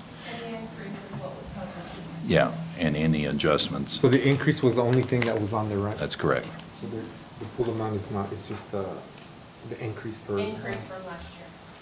And then the prescribed process is, once it's approved by this court, Jenny hands everybody their envelopes, and that's the official notification.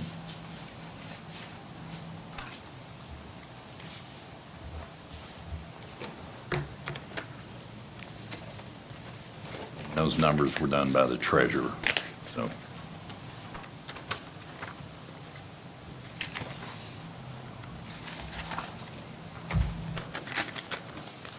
Is there a motion to approve the salaries?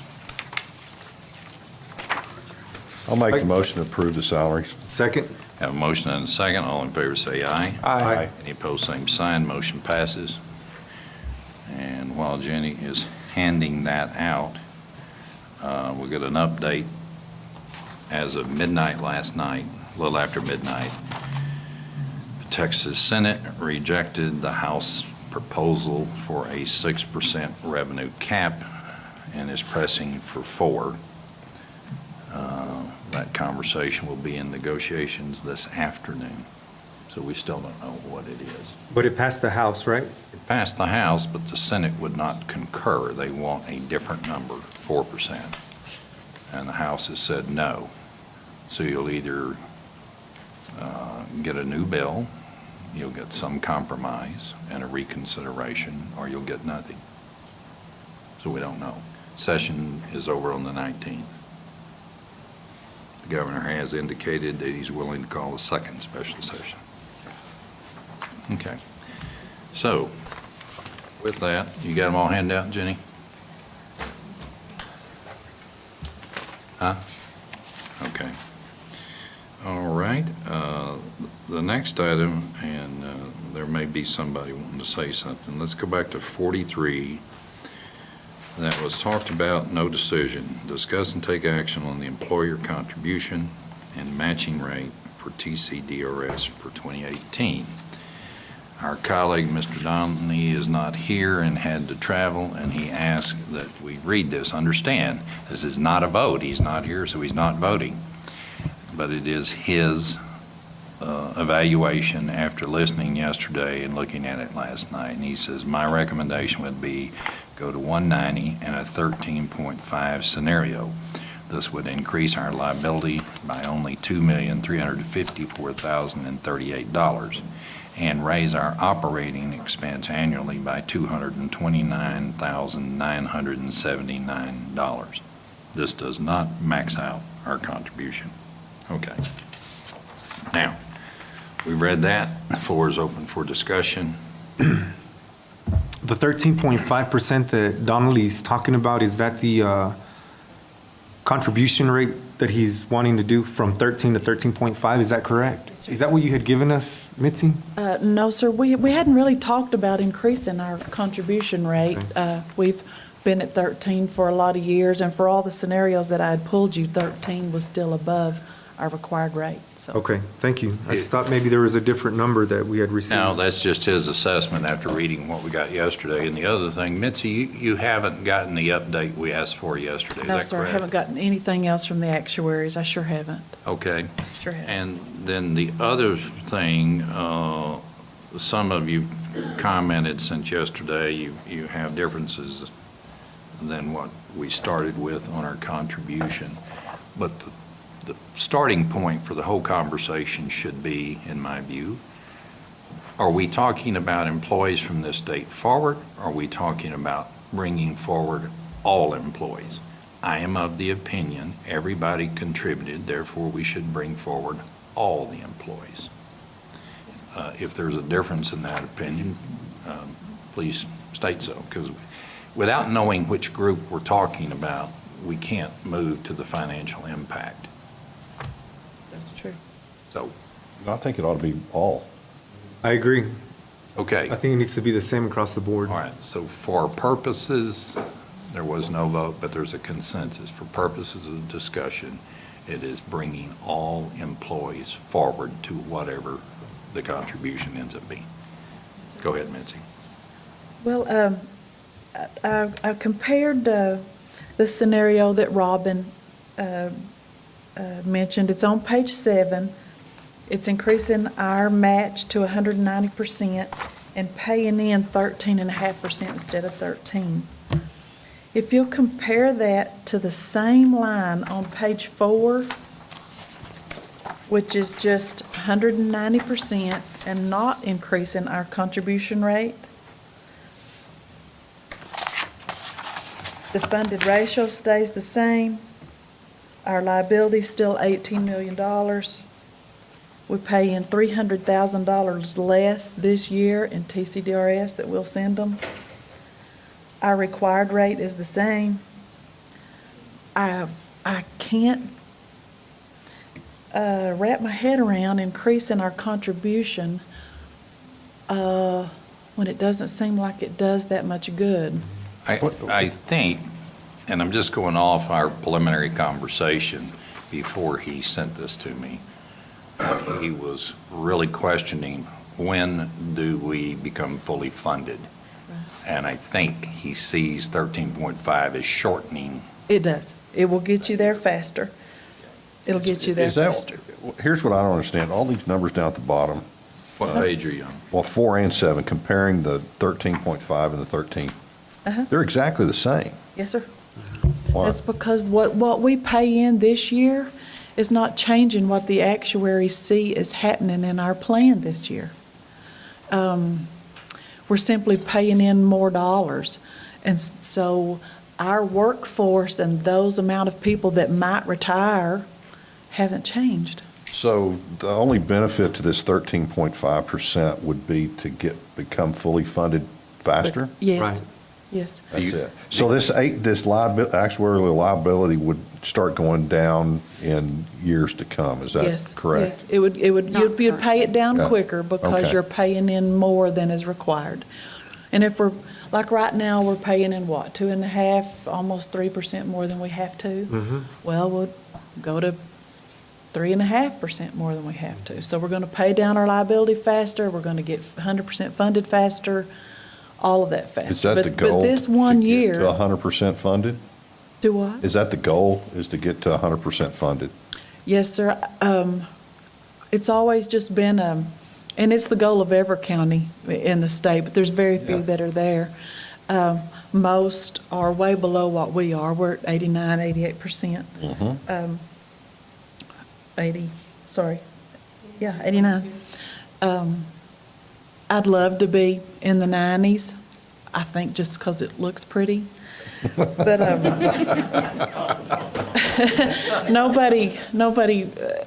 very, very, very few are actually 100% funded. And it's easy for those to get there that are just at 150% match. Sometimes can get there a lot quicker than the rest of us. But what we want to do is stay well-funded. And we know, and TCDRS tells me, 89% funded for us is excellent. And so we know we're in good shape there. Mitzi, you might share with Commissioner Ramsey, because he wasn't on the court when it occurred, but we chose to stay at 13 in fund, and then when we had the stock market hit to the retirement fund, Midland County was held whole because we'd over-contributed. Yes. Is that correct? For several years, we had been paying in more than our required rate. Well, in 2008, when everything fell, it hurt the investments at TCDRS bad. And they smoothed it over, I think that was like a 20-year smooth, not just a 10-year smooth in effect. But every county in the state, their rates were jacked up big time to pay for that loss in investments. Somebody's got to pay for it, and you've got to stay well-funded. And so every year, your rate is changed to make sure that your plan stays whole. Well, we had been paying in so much more than we had to for so many years. Our plan stayed whole. Our rate increased, but still didn't hit 13%. We're still paying in more than we had to. And so that crash just didn't knock us down like it did everybody else. We stayed well-funded.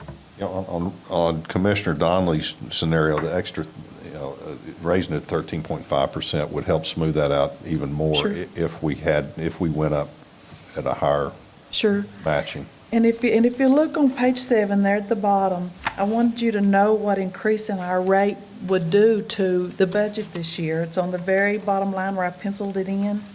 We estimate this year's payroll to be at almost $46 million. We're going to pay into TCDRS on our current plan $5.9 million.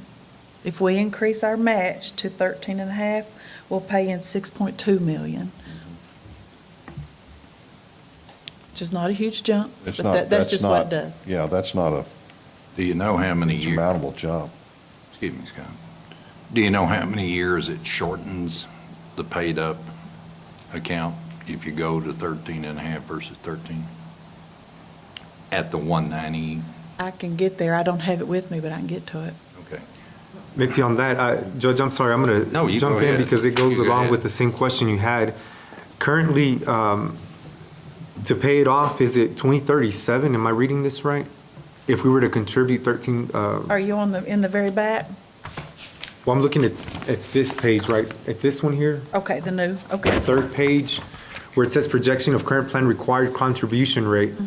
It drops down to about 0, and it shows here 2037. Is that when we're estimating to be fully funded if these projections are correct? Yes. Am I reading this correct? Yes, And that's at 13%, right?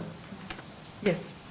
What you see on page, I'm just about to get messed up here. Hang on just a minute. I want to get on the right page with you.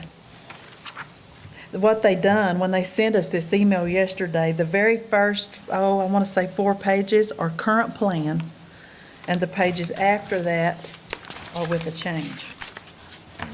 So page 14 is current plan, and it shows us 100% funded by the middle of 2027. The middle of 2027? Yes, sir. That's So when even they on the come- current plan, the time is still stays the same. There might be a difference of a month or two according to what this shows. And then on page 17 shows the proposed plans projections. Page who? 17? 17, the very There's a page last 17? I don't have a page 17. Oh, okay, I took yesterday's email and kept paging. Just Okay. keep going, it's growing. Is this page 4 of 8? Because we've got a, Very last page of the email yesterday. That would be number 8. 8 of 8? There you go. Okay, There you cool, go. thank you. And you can see on the very right-hand column where we become 100% funded yes. there. There you go. But that has to do with future only, right? Yes, that was doing it future only. I think that's why it's left. And we know we want to do future and past. Oh, okay. Oh, okay, Yeah, good we're point. not comparing the right things. Good point, good point. And that's the numbers I asked for that I don't have.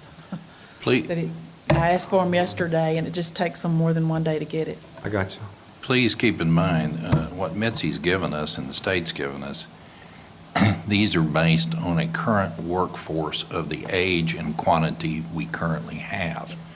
So as we add folks through legislative requirements, or we change salaries, and you put the age compilation in there, this is if everything's static till we're full, till we're paid up 100%. That number will never be 100%. It will always keep moving because of adding of people.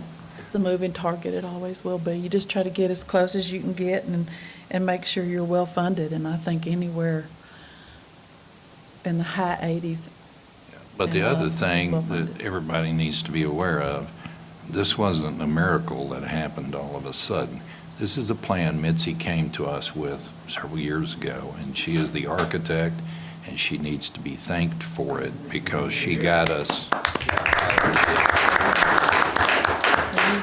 You guys had a lot of foresight in understanding what I was trying to tell you, to stay well-funded, and it's going to pay off. Well, you talked to us, and we listened, and it made sense, and so thank you for doing that. Yes. Randy, you called this morning. You had some questions you wanted. Well, yeah, Mitzi, I'm not wanting us to contribute additional cash to pay down the plan, but I am in favor of the 13.5%, unless anybody, I'm not adamant that we could go from 13.5, but I would like to make a motion that we would go to 200% matching. I'm looking at all the numbers, and it's a very minor amount of money if we go to 13.5% to fund that, but we stay whole. And one day, as every single one of our employees begins to retire that lives paycheck to paycheck, this extra 10% from 190 or from 180 to 200 will make an incredible amount of difference for our employees.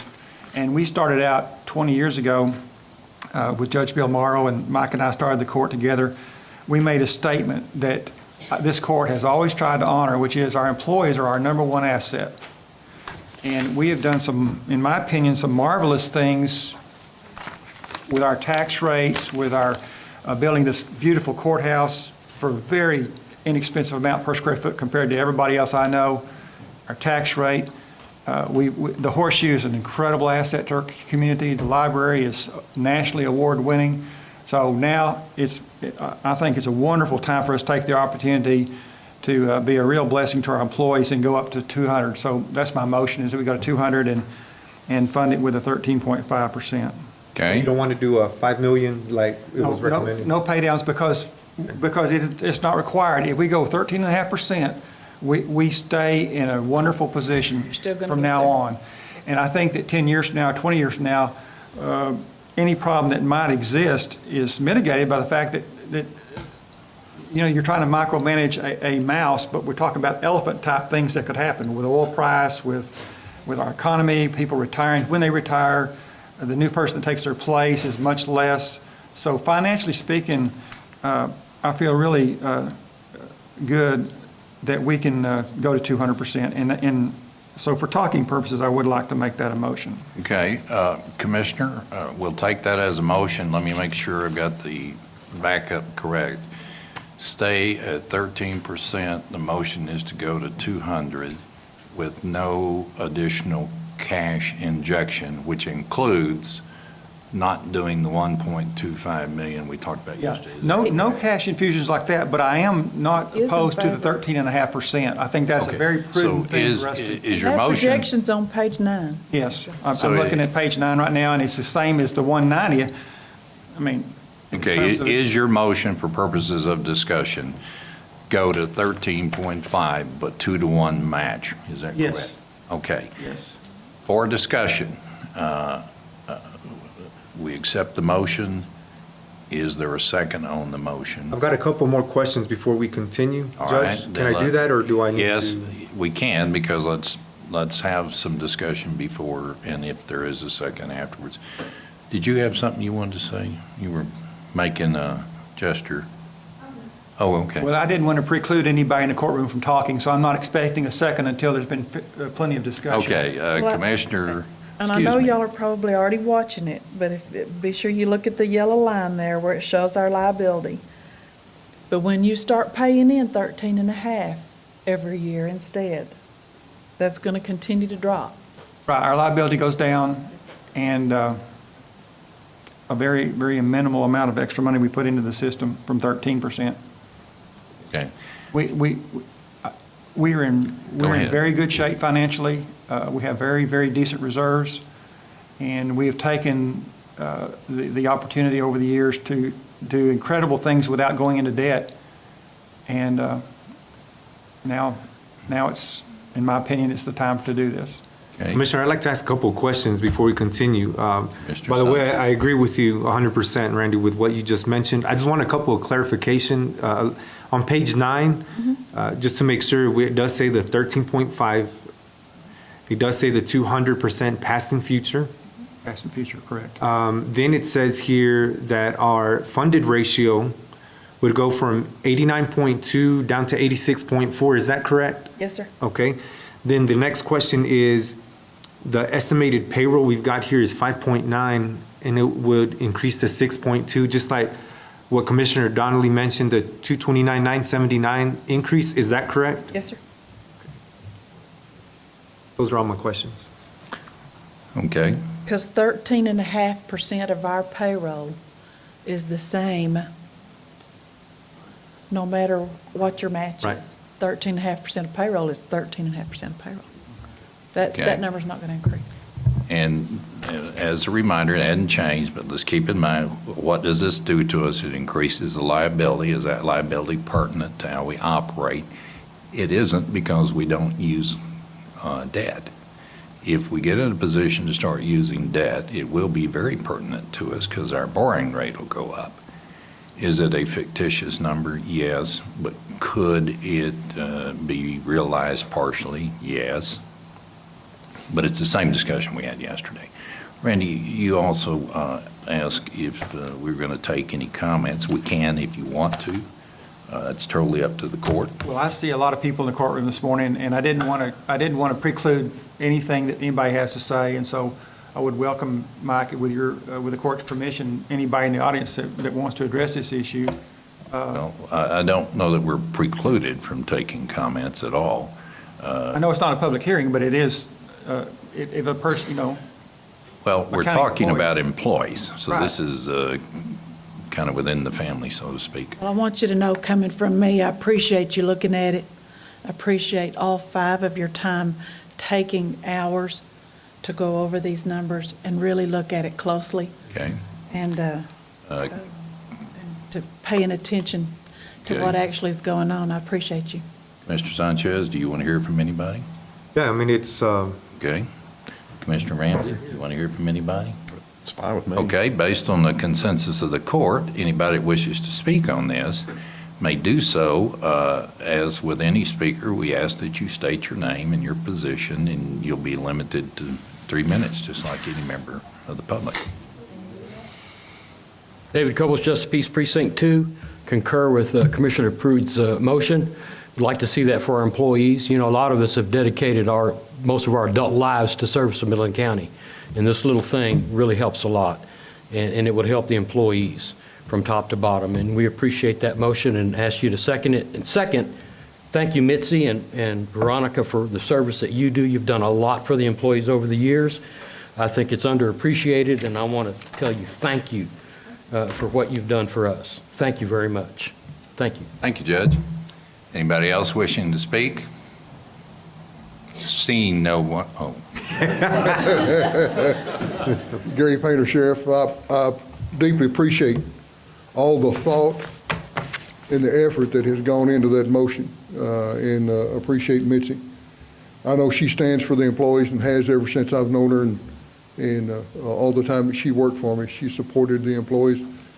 And we always tried to do what we could. Back when I started in 1985, we were at, what, 250%, and then it got cut drastically, and which hurt a lot. Not by anybody on this court. Not by anybody on this court, and I agree with that. Y'all have always been very supportive of the employees, and that's what I'm coming to you for now. I would appreciate the 200%, and I would appreciate a second and a positive vote for the employees.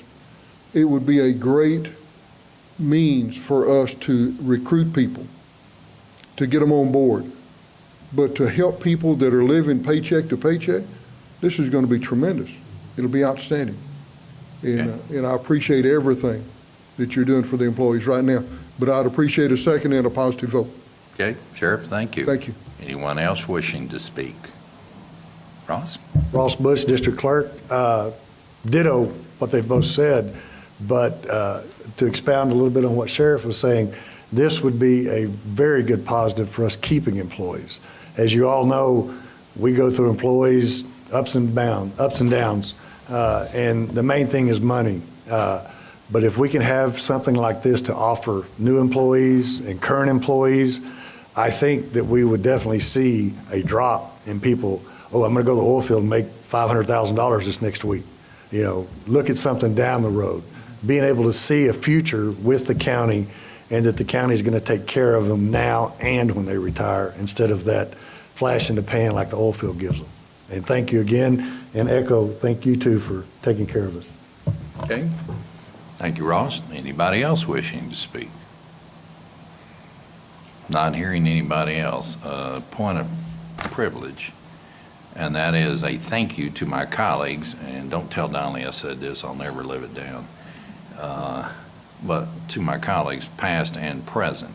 We wouldn't be able to discuss this if y'all hadn't set out and agreed on a plan and stuck with the plan. I mean, rigidly stuck with the plan. So thank yourselves. Okay, Randy, you have a motion. Looking for a second to go. Second. You have a second. Clarify your motion again for the record. The motion would be to raise the county matching for our retirement system, which is self-funded and an incredible plan compared to every other kind of pension plan that gets people in trouble. Ours is self-funded, and I love it. So my motion is to go to 200% past and present, to increase our funding from 13% per year to 13.5%. And I think that's it. No cash contribution? No. And this is effective with the new budget? Is that Correct. Okay, that's the understanding you have for the second? That is correct. That would be fine. Yeah, but that's the new budget, and we'll have to adjust the numbers in the budget. Okay, so we have a motion and a second on what was just described.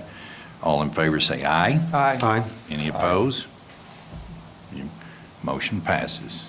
Court is acted 2-1. Okay?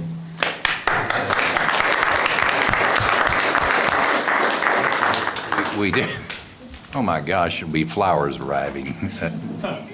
No, it truly is a good tool to keep people and let them know you appreciate it. So we do that. We're only in this position because the court acted prudently over the years. There is one announcement that will affect the re-agendizing, so don't everybody get excited. But after court yesterday, we discovered that some of the comments were not in keeping with what was represented to the court. So item 18, discuss take action on license agreement for iTicket Icon interface will be re-agendized and rediscussed. The vote that was taken, and we're still in the same court meeting, so I'm asking the court to vacate the vote yesterday. We voted on some improper, incorrect information. So if you would agree to vacate that vote, then we can re-agendize it and hear it all again with all the current correct information. Did I make the motion?